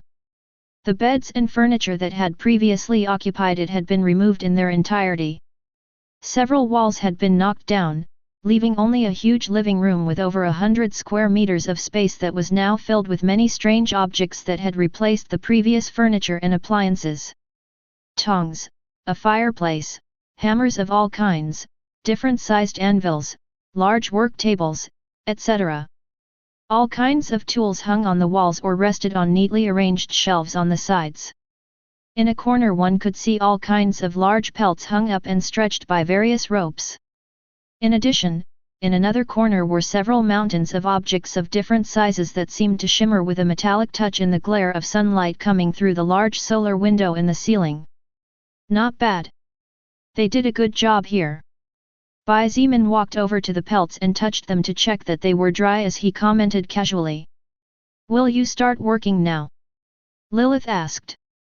She was in her natural form as she rested comfortably on one of the work tables and looked at Bai Zeman's back with a small smile on her lips. Bai Zeman waved his left arm several times before nodding, "That's right. I need to urgently start working on the pelts or they will start to go bad as time goes by. Even the world's mana can't beat decay, can it?" "MMH. Lilith agreed. The power of time still reigns supreme and only when one reaches the fifth order can one become immune to the decay of the river of life that flows endlessly. Fifth order. Bai Zeman paused for a moment. After considering for a moment, he asked tentatively, "After you reach the fifth order is when you become what you call higher existence?" Lilith did not hide it and nodded calmly. She explained in an indifferent voice, "Putting aside unclassified existences, from first order to fourth order, no matter how strong an existence is, it will eventually die. This is an absolute fact. While the life expectancy between a first order existence and a fourth order existence is completely different, at the end of the day, they all end up turning to ashes. These existences that fail to defeat the passage of time are called lower existences by the higher existences." Bai Zeman remained silent. He finally understood many things. The term lower existence was not meant to offend anyone. It was just that from the point of view of those who managed to defeat the time, they were special beings, different from the rest. That was why they differentiated between lower and higher. Bai Zeman wanted to ask what level he needed to reach the fifth order, but in the end he decided not to ask that question. He was just a miserable first order level 40 existence. What was the use of asking a question that would probably only end up depressing him when he knew the answer? Bai Zeman believed it was better to focus on what was ahead of him rather than looking so far ahead. Of course, this didn't mean that he was neglecting the future. It was just that there were things beyond his reach that he didn't need to worry about. Regardless of whether it was a powerful higher existence or whether it was a mere level 100 lower existence, all of them could crush Bai Zeman with one hand. This was an undeniable fact, therefore, there was no difference between one or the other for him. Still, he decided to ask one more question. A question that would not make him feel overwhelmed but would at least give him some clues about the general situation of the universe as a whole. "Can you tell me how many factions of higher existences exist?" Bai Zeman was not an enemy of any of these factions. At least not yet. Therefore, he was not concerned about them, whether one existed or thousands existed, such things had nothing to do with him figuratively. Lilith thought about it for a moment, tilting her head to the ceiling and gazing up at the sky through the light breaker. She looked like a celestial goddess illuminated by the rays of the sunset. Just when Bai Zeman thought she wasn't going to respond, she answered somewhat unsure of herself. "I'm not too sure. There are probably more hidden beings, but to my knowledge and probably to most, the number of factions of higher existences that currently exist are 8. Lilith then listed them one by one. The army of heaven, led by the god of the Bible. The demonic army, led by Lucifer or Satan. Dragon god kingdom, led by the dragon monarch. Immortal bloodlust, led by the vampire king. Endless crimson flame, led by the eternal phoenix. The heavenly moon army, led by the wolf emperor. The army of evolution, led by the zombie ancestor. Devourers and destroyers, led by a beast who calls itself Star Devourer.